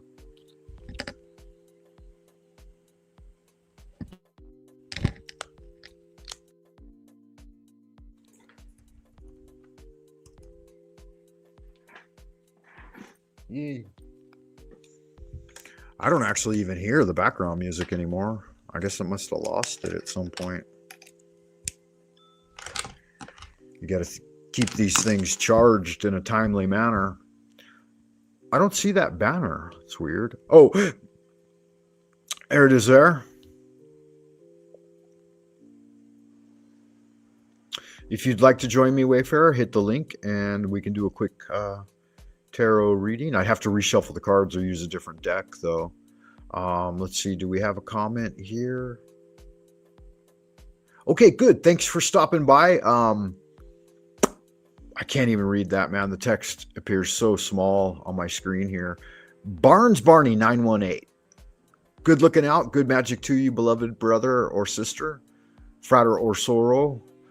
Thank you for stopping by. Oh, Unslaved Truth was here as well. Good to see you, Unslaved Truth. And I think I saw Arpol in the conversation earlier. That was Snafu trying to strike you. Snafu, do you have a life, dude? Be better, Snafu. Yeah, so Snafu was here earlier because he saw Jack. And yeah, he's got a bit of, I don't know what it is, antagonism towards Jack for some reason. And I find it sad. Where was Arpol? I did see a comment I thought earlier by Arpol. Oh, and Imperious was here. Good to see you, man. I appreciate you stopping by. I wish one of you guys would have hit the link. You could come up here and said hi to me, man. That would have been fun. But yeah, it is what it is. Whoa, snaps. This is big. Yeah, Arpol. Don't gas him up, man. He's got enough enthusiasm towards wickedness and mischief without anybody gassing him up.